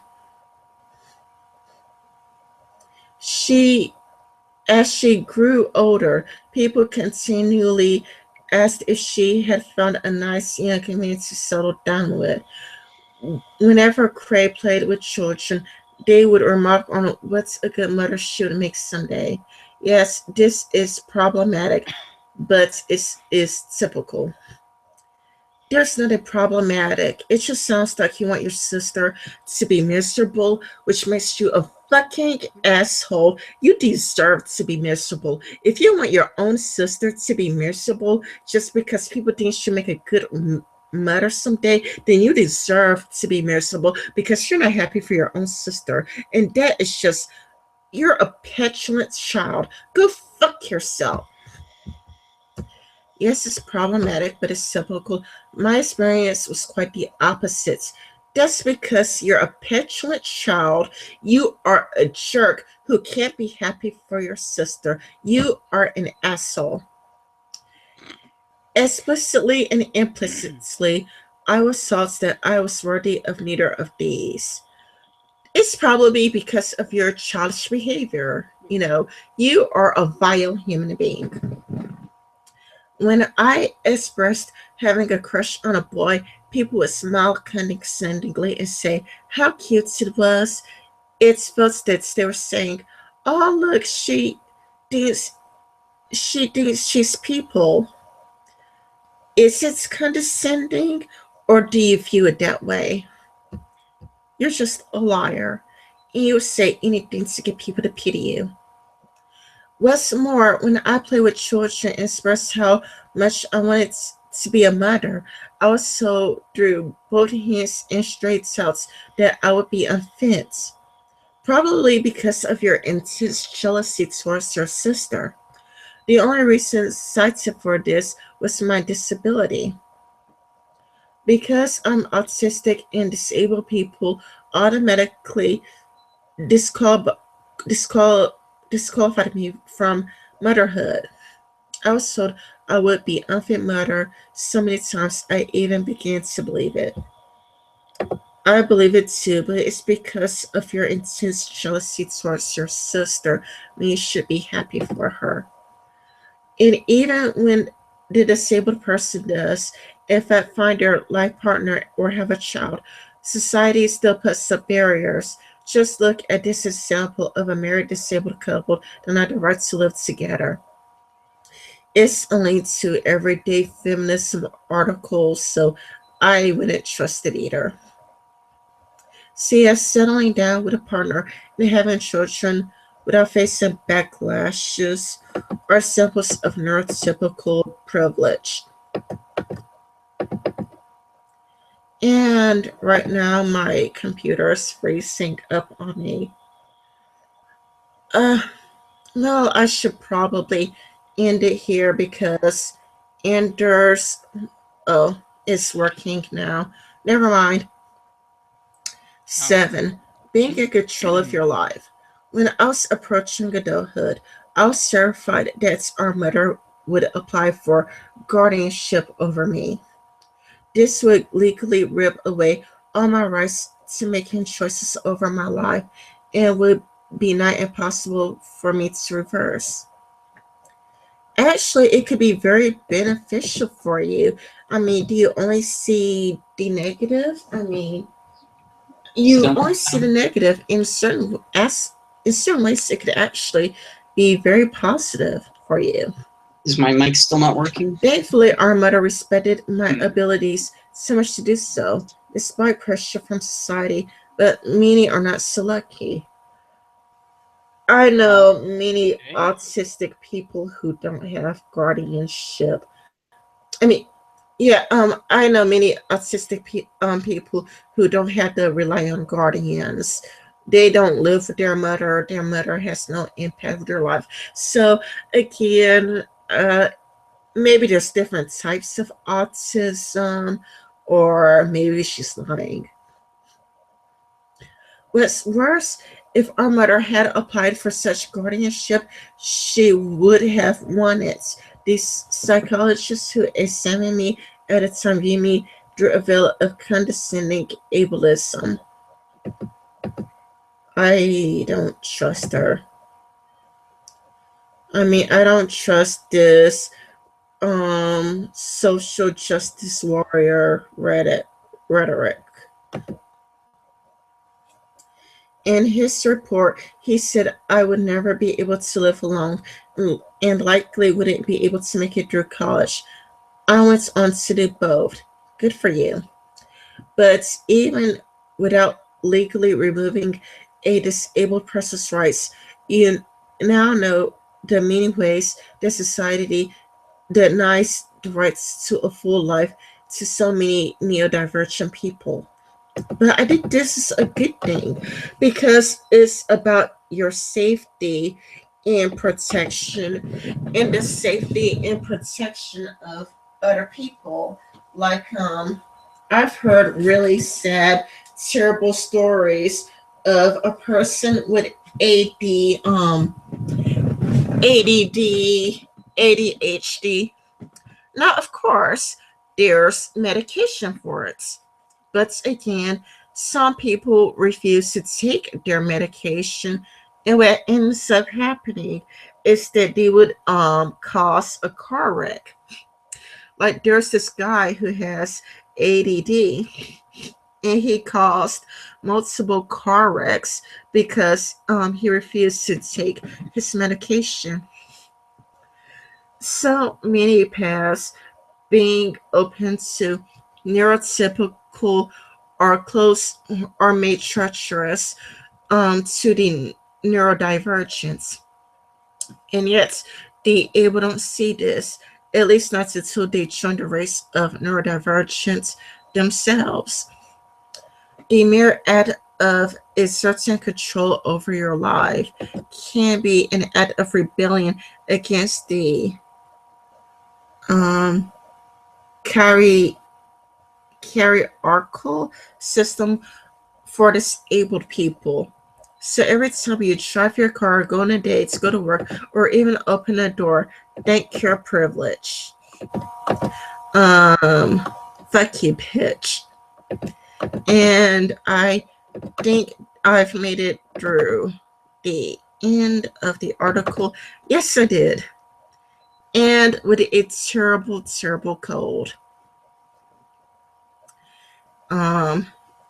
For all of you who did stick it out to the end, thanks for watching, and goodbye.